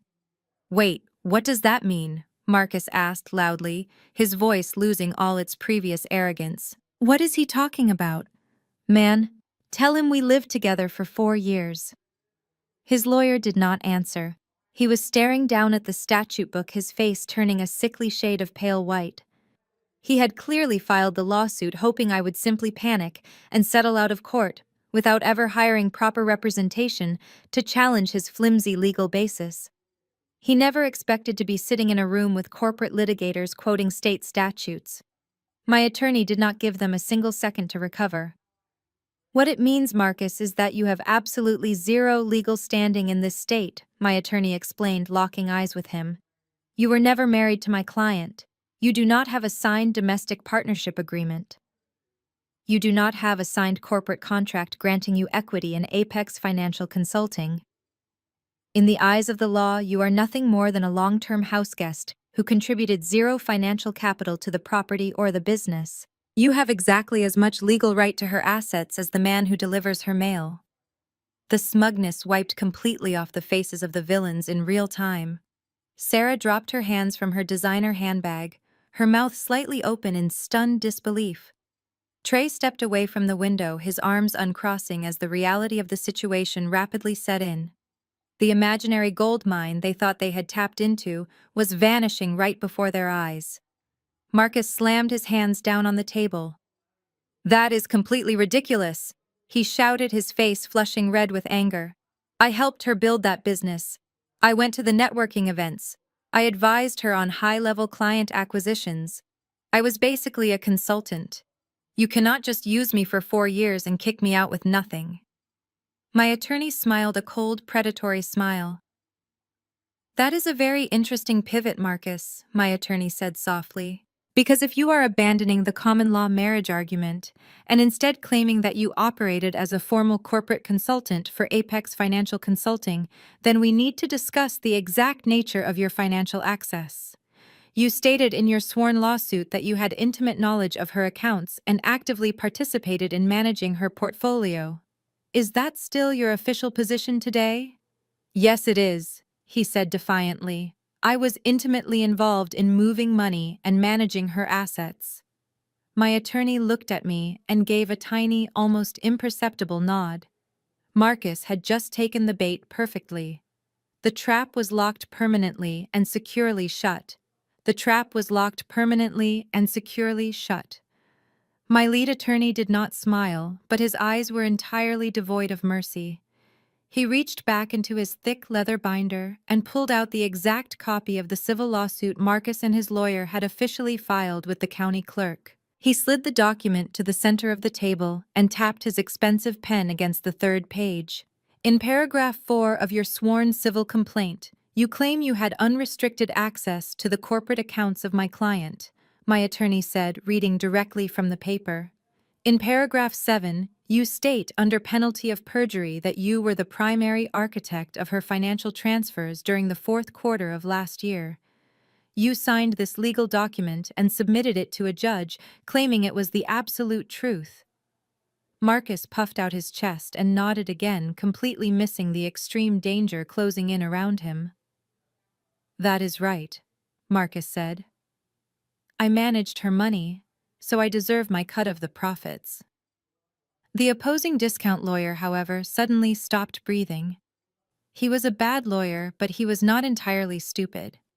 He saw the trap the moment my attorney emphasized the specific time frame and the concept of a sworn statement. The discount lawyer reached out with a shaking hand and tried to pull the lawsuit document back across the table, but my attorney slammed his hand flat over the paper, stopping him completely. "It is entirely too late to retract this document, counsel," my attorney said, staring a hole straight through the man. "It is already a matter of public record." My attorney opened the second folder on his side of the table. He pulled out the bank-certified forensic audit and the forged wire transfer document from the trust account. He placed the wire transfer right next to the sworn lawsuit. "Exactly 4 months ago, during the precise 4th quarter timeframe, you swore you were managing the financial transfers of my client. Someone forged her signature," my attorney explained, his voice dropping to a low, dangerous volume. "Someone bypassed the security protocols on her private trust and illegally wired $150,000 to an external commercial checking account." Marcus stared at the wire transfer document. The remaining color drained completely out of his face, leaving him looking like a ghost. He opened his mouth to speak, but no sound came out. "You see, Marcus?" My attorney continued, leaning forward and clasping his hands together. "We were actually preparing to launch a massive investigation to prove exactly who gained unauthorized access to that specific trust account. Proving identity theft and wire fraud can sometimes be a very lengthy and complicated legal process. But you just made our jobs incredibly easy.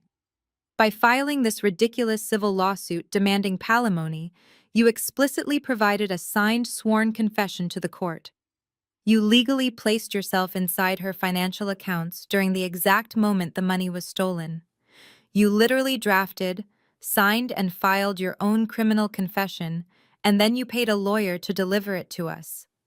The silence in the conference room was absolute and suffocating. The discount lawyer dropped his pen. It clattered loudly against the table. He looked at Marcus with an expression of pure, unadulterated horror. "You forged a wire transfer," the discount lawyer whispered, his voice cracking with panic. "You told me you were an authorized user on a joint account. You lied to me, and you used my law firm to file a fraudulent extortion claim against a federal crime victim."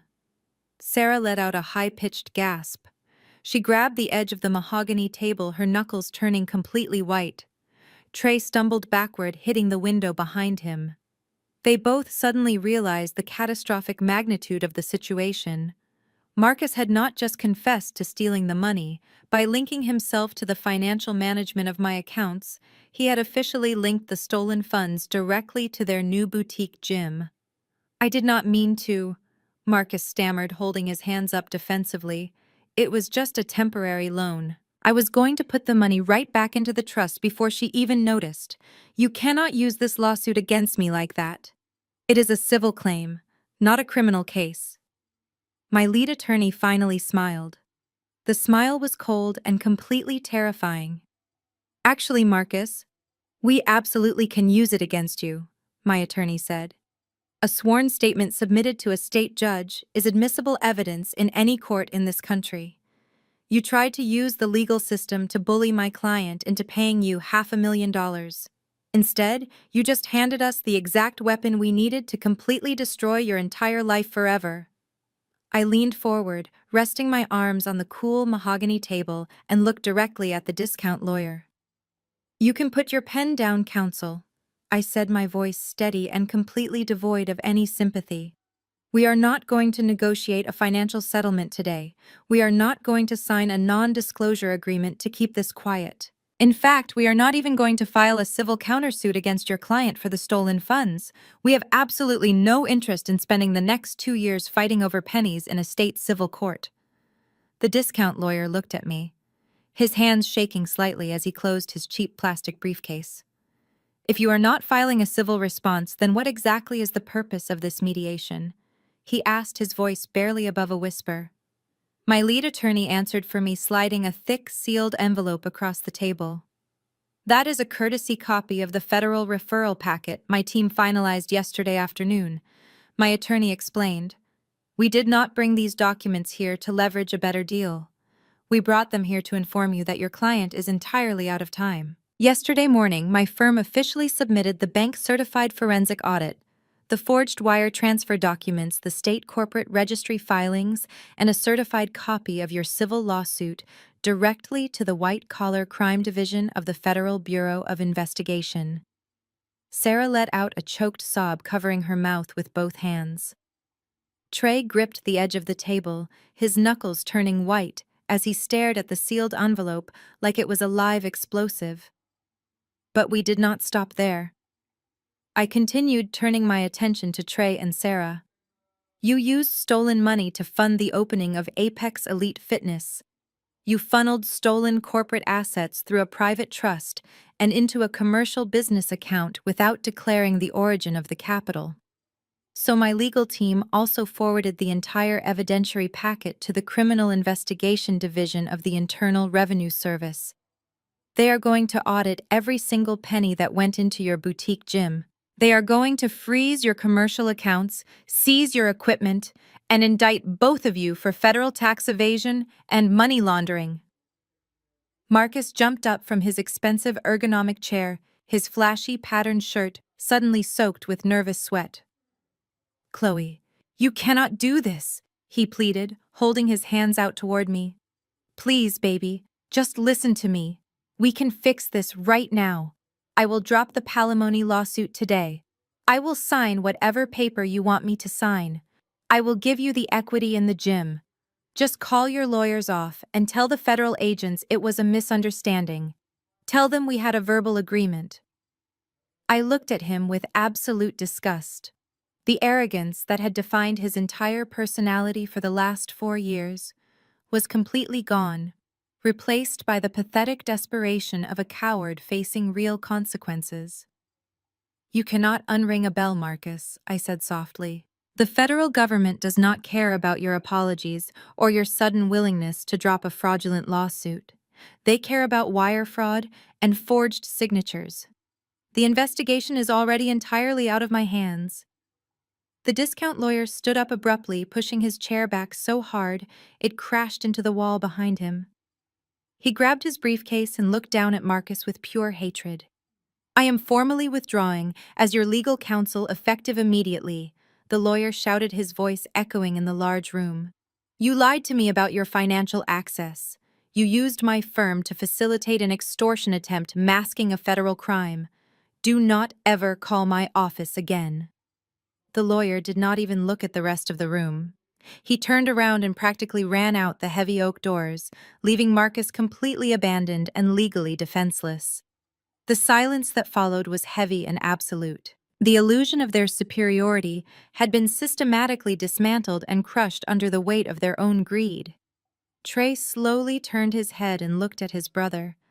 The protective loyalty that had always defined their relationship was rapidly evaporating. Trey realized that Marcus had not just ruined his own life. By forging that signature and filing that stupid lawsuit, Marcus had dragged Trey and Sarah directly into the crosshairs of a federal criminal indictment. The gym they had bragged about, the fake luxury lifestyle they had flaunted on social media, it was all going to be seized by the government. They were going to lose their home, their business, and their freedom, all because Marcus could not control his greed, and they had foolishly chosen to support his toxic criminal behavior. Sarah was the first to physically break the silence. She let out a sound between a gasp and a scream. She stood up, her chair scraping loudly against the polished floor. She looked directly at her husband, Trey. "You told me it was a private investment," Sarah yelled, her voice shrill and echoing off the glass walls. "You looked me in the eyes and told me Marcus had secured a legitimate venture capital loan for the gym. You lied to me, Trey. You brought stolen money into my business. I am not going to federal prison for you or him." Trey reached out, trying to grab her arm, but she violently slapped it away. "Sarah, baby, you need to calm down," Trey pleaded, his voice shaking with panic. "We can figure this out. We are a family. We just need to stick together." Sarah let out a hysterical laugh. "Stick together," she screamed. "Are you completely out of your mind? You are looking at a federal indictment for money laundering and tax evasion. The government is going to seize everything we own. They are going to freeze my bank accounts. I am not going down with your sinking ship." Sarah turned her frantic gaze toward my lead attorney. Her carefully constructed image as the composed, superior white woman was gone. She looked desperate and terrified. "Listen to me," Sarah begged, leaning over the table. "I had absolutely nothing to do with that forged signature. I did not know the money was stolen. I will give you every financial record for the gym. I will testify against both of them in federal court. Just tell the FBI that I was an innocent victim here." Trey stared at his wife in absolute shock. The woman who had proudly stood by his side, bragging about their unbreakable bond, was eagerly offering to send him to prison just to save her own skin. The toxic family loyalty that had protected Marcus and enabled Trey evaporated into thin air the second real consequences arrived.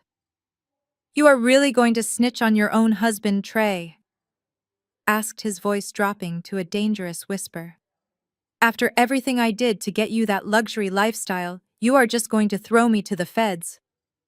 Sarah did not hesitate. "You threw yourself to the feds when you decided to commit wire fraud with your pathetic brother." She snapped back, her face red with rage.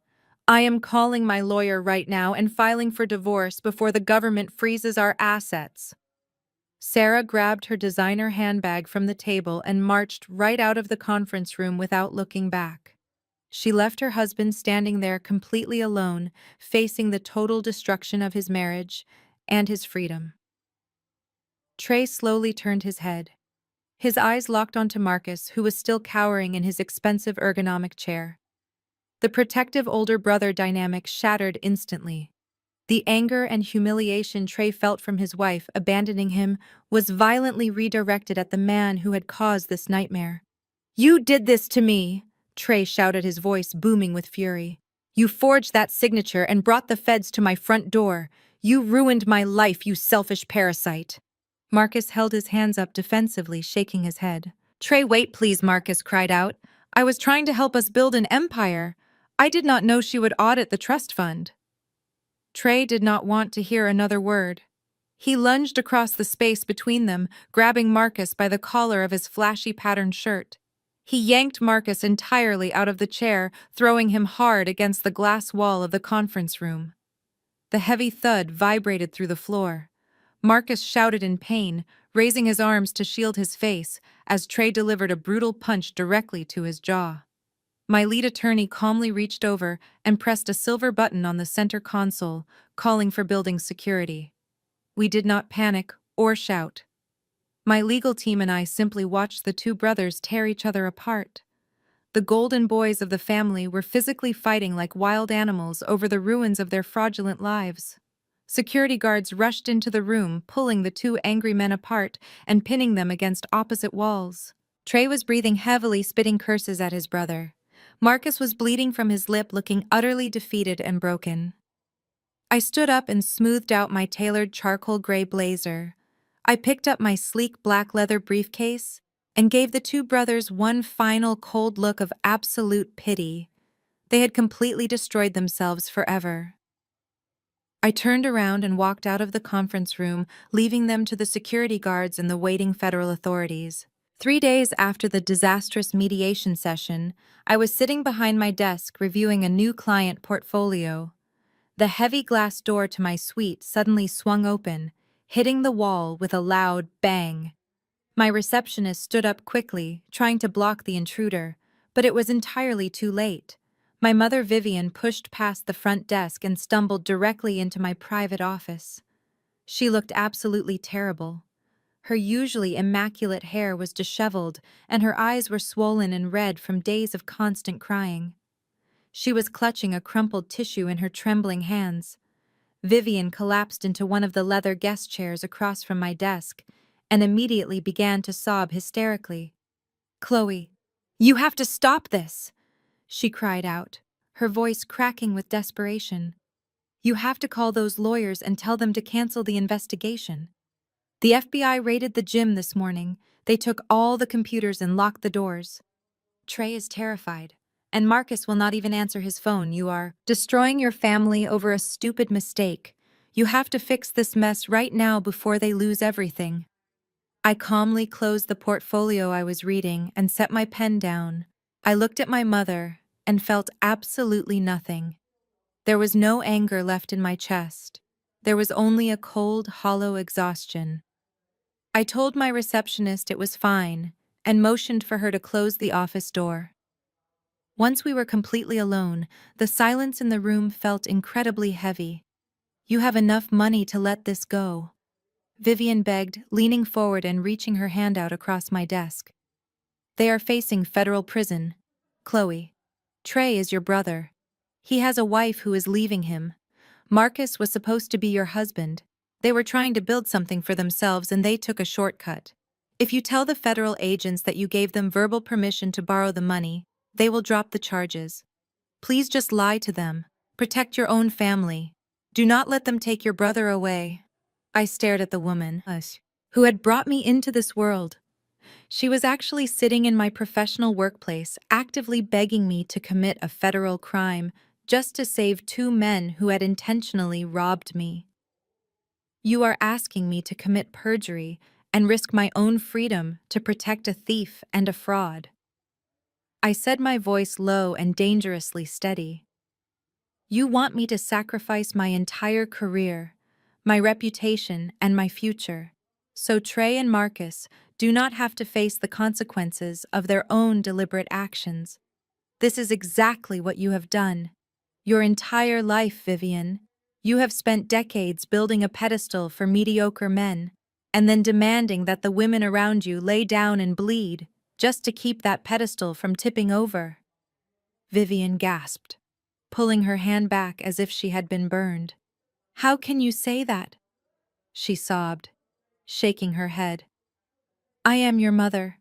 I am just trying to keep this family together through a terrible crisis." "You never cared about keeping the family together," I replied, standing up from my chair. "You only cared about keeping the men comfortable. When Marcus spent my money and refused to work, you praised him when he was caught on camera, humiliating me and admitting he had to get drunk just to touch me. You told me to swallow my pride and keep it quiet.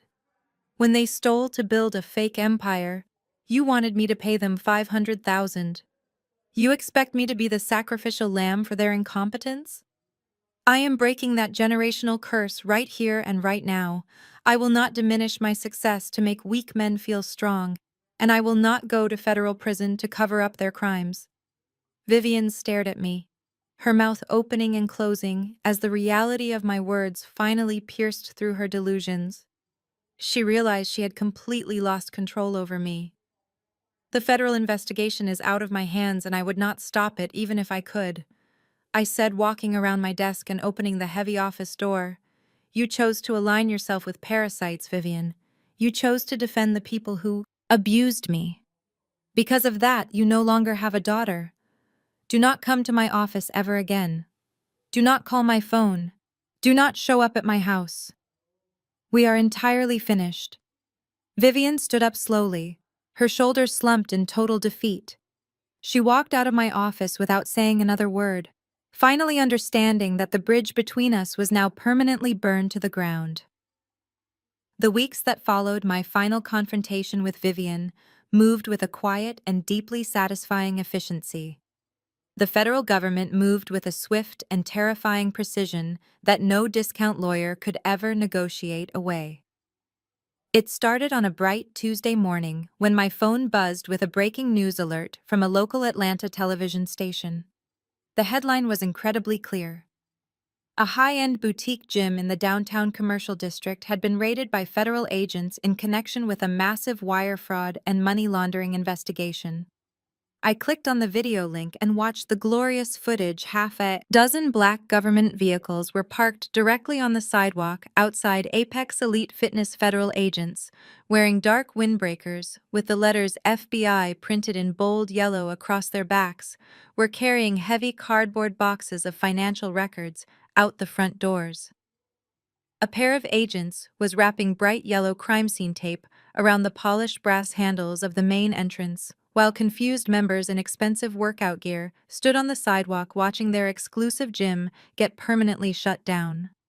Trey and Marcus were officially indicted on multiple federal charges, including wire fraud, bank fraud, and tax evasion.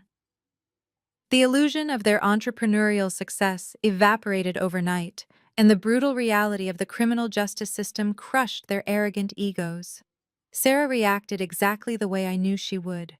The moment the federal agents showed up at her front door, she immediately filed for an emergency divorce, trying to legally sever herself from Trey and his crimes. She completely abandoned the husband she had constantly bragged about, hoping to throw him under the bus to save her own luxurious lifestyle. She even tried to post another dramatic essay on her social media platforms, claiming she was a naive victim who had been financially manipulated by the toxic men in her family. But the Internal Revenue Service did not care about her online victimhood or her tears. The government officially froze all of her personal bank accounts and placed a heavy lien on her suburban colonial home. Her luxury vehicles were seized, and her social media accounts suddenly went completely dark as she realized her white privilege could not shield her from a federal audit. Marcus fared even worse than his brother and sister-in-law. He had no assets to leverage and no legal defense to offer. The young, beautiful mistress who had been more than happy to drink expensive champagne on my dime packed her bags and left him the exact same day. The news of the federal indictments broke. She did not even leave a note. His entire network of fake wealthy friends, the men he used to desperately try to impress, completely abandoned him. They blocked his phone number and pretended they had never even met him, terrified that his federal fraud charges would somehow draw the attention of the authorities to their own shady business dealings. Marcus was left completely alone with absolutely nothing to his name. Because of the severity of the federal charges and his clear lack of legitimate income, the judge set his bail at a massive amount that nobody in his family could afford to pay. My phone rang late on a Friday evening while I was sitting in my living room reading a book. The caller identification displayed a number originating from the county detention center. I answered the call and listened to the automated robotic voice informing me that I had a collect call from an inmate at the county jail. I pressed the button to accept the charges. The line clicked, and the sound of heavy breathing echoed through the speaker. "Chloe, please do not hang up." Marcus sobbed, his voice echoing off the cold concrete walls of his holding cell. "Please, baby, you have to help me. I am so sorry for everything I said and everything I did. I was just stupid and insecure. I cannot survive in this place. You are the only person who ever truly loved me, and the only one who can fix this. I am begging you to call your lawyers and get me out of here." I listened to the pathetic sound of his crying. I thought about the arrogant smirk on his face when he stood on my porch bragging to his brother. I thought about the 4 years he spent draining my bank accounts and making me feel like I was never quite enough. I took a slow, deep breath, feeling completely detached from the broken man crying on the other end of the line. "I would have to be blackout drunk just to listen to your voice, Marcus," I said calmly. I pressed the red end button on my digital screen and hung up the phone. The silence that filled my living room after the line went dead was the most exquisite sound I had ever experienced. I did not sit there and cry or second-guess my decision. I simply walked over to my kitchen drawer, pulled out a small metal pin, and ejected the SIM card from my digital device. I snapped the tiny plastic square perfectly in half and dropped the pieces into the garbage disposal. The next morning, I drove directly to my mobile carrier and opened a brand new secure private account. I walked out with a new device and an unlisted phone number that I only shared with my top-tier corporate clients and my absolute closest professional colleagues. The direct line of communication to my toxic past was permanently severed. But changing a phone number was only the first minor step in completely sanitizing my life. I knew the desperate panic of my family would only escalate as the federal indictments moved closer to trial. Vivian would undoubtedly try to ambush me again, and Sarah might attempt to show up at my property to beg for legal funds. I was not going to give them the opportunity to violate my peace a second time. I contacted an elite private security firm that specialized in executive protection. Within 48 hours, a team of technicians had completely overhauled the perimeter of my home. They installed high-definition night vision cameras, biometric locks on every single door, and a reinforced automated security gate at the end of my long driveway. I formally revoked the emergency access codes Vivian had possessed for years. I also upgraded the security protocols at my financial firm, issuing strict instructions to building management and my reception staff. I formally registered my mother, my former fiancé, his brother, and his soon-to-be ex-wife on a strict trespass list with the local police precinct and my neighborhood homeowners association. If any of them even parked a vehicle within 500 feet of my property, law enforcement would be immediately dispatched to arrest them. The psychological shift that occurred over the next few weeks was absolutely profound.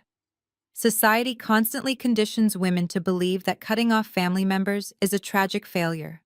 We are told that we must forgive and forget, that blood is thicker than water, and that setting rigid boundaries is inherently selfish. I felt none of those things. I did not feel a single ounce of guilt or lingering sadness. I felt an immense, overwhelming, and deeply profound sense of peace. For 4 entire years, my existence had been defined by a constant underlying current of anxiety. I had spent every waking moment trying to manage the fragile ego of a man who secretly hated me, and navigating the manipulative demands of a mother who only valued me for my bank account. I had been carrying the suffocating weight of their collective mediocrity on my shoulders. Now that heavy toxic weight was entirely gone. I woke up every morning in a quiet, beautiful home that belonged solely to me. I drank my coffee on my patio without dreading an incoming text message asking for a massive financial bailout or an invitation to a suffocating Sunday dinner. I went to work and focused entirely on expanding my corporate firm without worrying about Marcus embarrassing me at a networking event or draining my trust fund to impress his fake friends. The complete and absolute enforcement of the no contact rule was not a punishment for them. It was a mandatory preservation of my own sanity. I received occasional automated reports from my security gate indicating that a vehicle registered to Vivian had been denied entry at the perimeter. I received an alert from my corporate email server that messages containing the names of Trey or Sarah had been automatically filtered into the junk folder and permanently deleted. I never read a single word of their pathetic apologies or their desperate pleas for mercy. They no longer existed in my reality. They were nothing more than ghosts, trapped in a prison of their own making, fighting federal charges and turning on each other for survival. I spent my quiet evenings reading relaxing and rediscovering the ambitious, brilliant woman I was before I let them shrink my world. I started traveling for pleasure instead of just for business, taking weekend trips to coastal resorts where nobody knew my name or demanded my money. I slept deeply and completely, waking up fully energized for the first time in my adult life. The deep satisfaction of walking away from abusers is something that cannot be adequately described until you actually experience it. It is the brilliant realization that your love, your energy, and your resources are precious commodities, and you have the absolute right to deny them to anyone who refuses to treat you with basic human respect. I had surgically excised a massive toxic tumor from my life. The wound was completely healed, and I was finally unconditionally free. Exactly 1 year later, I stood on the sprawling glass balcony of my brand new penthouse apartment 50 stories above the bustling streets of Midtown Atlanta. The crisp evening wind whipped around me, carrying the distant hum of the city traffic, but up here everything was perfectly serene. I took a sip of a vintage red wine that cost more than Marcus used to make in an entire month, and smiled as I looked out at the glittering skyline. Moving into this architectural masterpiece was not just a real estate upgrade, it was a physical manifestation of my newly reclaimed energy. When I stopped funding the fake entrepreneurial dreams of a man who secretly despised me, my financial portfolio absolutely exploded. Apex Financial Consulting did not just survive the messy public drama of the federal indictments, we aggressively thrived. Without the constant, suffocating distraction of managing the fragile egos of my toxic family members, I was able to pour 100% of my focus back into my corporate strategy. My business revenue literally tripled in 12 months. I hired 3 new senior partners, expanded my client roster to include several major international accounts, and opened a massive second satellite office down in Miami. I realized that the heavy burden of carrying dead weight had been the only thing holding me back from reaching my true potential. The sheer amount of emotional energy it takes to endure daily psychological abuse is the exact same energy required to build a massive financial empire. I simply redirected my capital into an asset that actually generated a high return on my investment. The universe has a beautifully brutal way of balancing the scales when you finally refuse to accept blatant disrespect. I did not have to lift another finger to destroy the people who tried to ruin my future. I just stepped back and let the trash take itself out. Marcus and Trey both took federal plea deals when their discount lawyers realized the government had an airtight criminal case built directly on the very civil lawsuit they foolishly filed against me. They are currently serving 5-year sentences in a minimum security federal correctional facility, stripped of their designer clothes and their fake luxury personas. Their fraudulent boutique gym was completely liquidated by the Internal Revenue Service to pay off their massive restitution debts. Every single treadmill and heavy weight was auctioned off to the highest bidder. Sarah frantically finalized her divorce, but the federal government still seized all her remaining marital assets, leaving her to move into a tiny rented apartment on the industrial outskirts of the city. She works a minimum wage retail job now, entirely stripped of the unearned white privilege and smug superiority she used to flaunt all over social media. My mother Vivian lives completely alone in her quiet, suffocating house, isolated and abandoned by the golden boys she sacrificed her only daughter to protect. She has absolutely no one left to brag about at her traditional Sunday dinners. People always talk about the concept of revenge, as if it requires profound anger and aggressive retaliation. They think revenge is plotting and screaming and trying to make the other person hurt as much as you did. But the absolute greatest revenge I ever took was simply protecting my peace. It was walking out of that church, turning off my phone, and trusting my elite legal team to handle the execution. True power is not proving to a raging narcissist that you are better than them. True power is forgetting they even exist because your daily life has become entirely too vibrant to accommodate their dark shadows. I look out over the beautiful city tonight, and I do not feel any bitterness toward the man who called me boring on a hidden porch camera. I just feel profoundly grateful that his sheer stupidity gave me the perfect legal excuse to completely purge my life of the financial parasites pretending to be my family. Society constantly tells us that we have to be unbreakable under pressure. They tell Black women we have to carry the weight of the entire world on our shoulders. They expect us to suffer in total silence, to forgive the absolutely unforgivable, and to blindly finance the failures of the men around us just to keep the community intact. I say let that heavy burden drop. Let it shatter into a million pieces on the floor. You do not owe anyone your sanity, your hard-earned wealth, or your bright future. You are not a free rehabilitation center for broken, toxic people. Have you ever reached your absolute breaking point and had to use the law to take out the trash in your own life? Have you ever had to walk away from the people you thought loved you just to survive and protect your peace? Tell me your story in the comments below. Like this video and subscribe to the channel for more stories about reclaiming your absolute power and building your best life. Keep your standards high and your boundaries unbreakable. The story of Chloe offers a profoundly empowering reflection on the necessity of self-preservation, particularly against the societal expectation that women, and specifically Black women, must quietly endure disrespect to hold a family or relationship together. The most critical lesson we can draw from her journey is that true strength is not measured by how much toxic baggage you can patiently carry for others, but by your courage to set unbreakable boundaries and walk away. For years, Chloe was conditioned to shrink her own ambition to finance the illusions of a mediocre, manipulative partner. Her mother and in-laws expected her to act as a silent, compliant sponsor, valuing her only for her financial utility, while simultaneously dismissing her worth as a person. However, her ultimate victory didn't come from matching their hysterical emotional chaos or engaging in a bitter screaming match.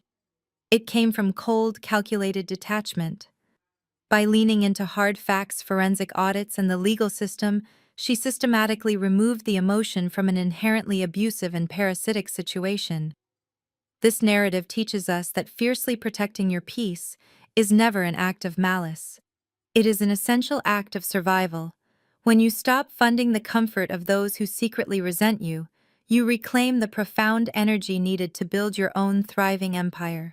Chloe's story completely dismantles the damaging myth of the strong but suffering archetype and replaces it with a modern blueprint for radical self-worth and financial independence. You are absolutely not obligated to be the collateral damage in someone else's fraudulent life, and letting the problem handle itself is often the most profound form of justice. Evaluate your own inner circle today and boldly sever the ties with anyone who demands your resources while disrespecting your spirit.